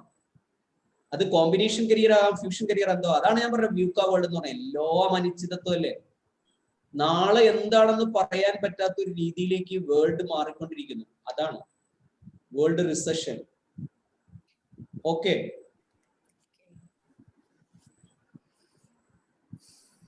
Okay, sir. Thank you for your immense knowledge. Thanks, sir. വേറെ ആർക്കെങ്കിലും അല്ലെങ്കിൽ അഭിപ്രായമാണെങ്കിലും പറയാം ഇനി, അല്ലേ സർ? അതെ അതെ, എങ്ങനെയായിരുന്നു എന്നുള്ളത്. അതെ അതെ, നിങ്ങളുടെ ഫീഡ്ബാക്കുകൾ വരാം. പിന്നെ നിങ്ങൾക്ക് ഗ്രൂപ്പിൽ എന്തെങ്കിലും ചോദിക്കാം. ഇപ്പൊ നമ്മുടെ ഗ്രൂപ്പ് ഉണ്ട്, അതിൽ നിങ്ങൾക്ക് ചോദിക്കാം. ഒരാഴ്ച നമുക്ക് സമയമുണ്ട്, അല്ലെ? ഒരാഴ്ച കൊടുക്കാം അല്ലെ നമുക്ക്? പിന്നെ നിങ്ങൾക്ക് ഇവിടെ തന്നെ ചോദിക്കാം കേട്ടോ. എന്തെങ്കിലും ചോദിക്കാം. ഇല്ലെങ്കിൽ നമുക്ക് വൈൻഡപ്പ് ചെയ്യാം. ഇനി ഫീഡ്ബാക്ക് ഉണ്ടെങ്കിൽ പറയാം. ഗ്രൂപ്പിൽ വന്നിട്ടുണ്ട്. Sudheer sir, excellent session, congrats, thank you. Asha madam. Oh, thank you ma'am. Asha is responding very fast.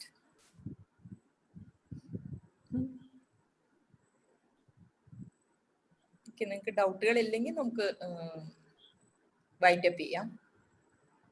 Sudheer സാറിന്റെ നമ്പറും കൂടി ചാറ്റിൽ ഇട്ടു ഉണ്ടല്ലോ. ചാറ്റിലുണ്ടോ? 9947944910 9449110. Sudhir sir, it was very good session. Thank you, sir.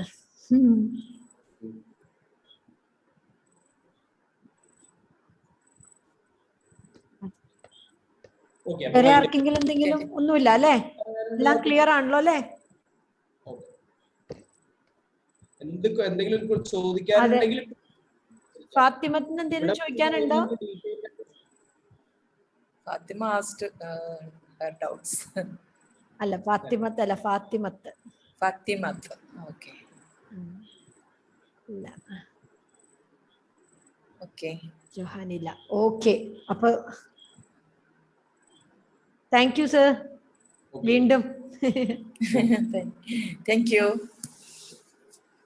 ഞങ്ങളുടെ ഒരു പേരന്റിംഗ് സെഷൻ ഉണ്ട് 14th അല്ലേ? അത് 14th 14th early morning 5:30 to link ഒന്ന് കേൾക്കണം. എനിക്ക് പാരന്റിംഗ് സെഷൻ കേൾക്കാൻ വലിയ താല്പര്യം. ഞങ്ങളുടെ സെക്കൻഡ് സെഷൻ ആണത്. ഫസ്റ്റ് സെഷൻ ആണ്. എന്താ, ഞങ്ങളുടെ പ്രചോദനയുടെ 2nd ആനിവേഴ്സറി ആയിരുന്നല്ലോ. അത് പ്രമാണിച്ച് ഇപ്പൊ ഈ പറഞ്ഞ പോലെ പാരന്റിംഗ് ആണല്ലോ മെയിൻ ഒരു റീസൺ. ഈ ഒരു പ്രശ്നങ്ങൾക്കൊക്കെയും ഒരു തുടക്കം വരുന്നത് പാരന്റിംഗ് ആണ്. അതുകൊണ്ട് തന്നെ ഞങ്ങൾ പാരന്റിംഗ് സെഷൻ ഫ്രീ ആയിട്ട് നടത്താന്ന് വിചാരിച്ച് ഓരോ ടിപ്പ് ഓരോ മാസം കൊടുക്കുക. അപ്പോ കഴിഞ്ഞ പ്രാവശ്യം മാഡം ഒരു ഹോൾ സെക്ഷൻ പറഞ്ഞു ഇതിന്റെ ഒരു ബേസ്. അത് കഴിഞ്ഞ് 12 tips to develop a parent child relationship ആണ്. അപ്പൊ ഓരോ മാസം ഓരോ ടിപ്പ് അങ്ങനെയാ പോകുന്നത്. അപ്പൊ ഞാൻ കണ്ടിന്യൂഷൻ ആയതുകൊണ്ട് തന്നെ ഞാൻ ഫസ്റ്റ് പ്രാവശ്യം, അതായത് ലാസ്റ്റ് മന്തില് ഞാൻ അയച്ചു തരാം സുധീർ സാറിന്റെ റെക്കോർഡിങ്. കാരണം എന്ന് വെച്ച് കഴിഞ്ഞാലുണ്ടല്ലോ, നമ്മൾ തിയറിറ്റിക്കൽ അല്ല. അതായത് മാഡത്തിന്റെ ലൈഫിലും എന്റെ ലൈഫിലും ഞങ്ങൾക്ക് ഈ കൗൺസിലിംഗ് എക്സ്പീരിയൻസും പ്രൊഫഷണൽ എക്സ്പീരിയൻസും ഈ ഒരു സോഷ്യൽ ആയിട്ട് നമ്മൾ ഇന്ററാക്ട് ചെയ്യുമ്പോൾ നമ്മൾ പരീക്ഷിച്ച് വിജയിച്ച് ചില ടിപ്സ് മാത്രമേ പറയുന്നുള്ളൂ.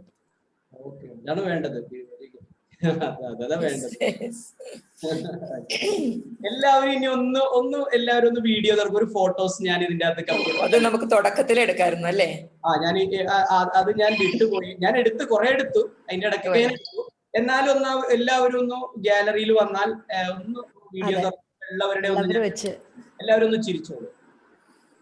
ഞാനൊരു ഫോട്ടോ കുറെ എടുത്തിട്ടുണ്ട്. ഞാൻ അതിന്റെ ഇടയ്ക്കൊക്കെ എടുത്തായിരുന്നു. ഇന്ന് എല്ലാവരും ഒന്ന് ചിരിച്ചോളൂ. ഒന്ന് ഗാലറി കൊള്ളാം. മാക്സിമം പേര്. Okay, very good. Okay sir, thank you. Okay, അപ്പോ നമുക്ക് നിർത്താലോ അല്ലെ? എൻഡ് ചെയ്യാലോ? Thank you sir. Okay, good night. Good night. Good night.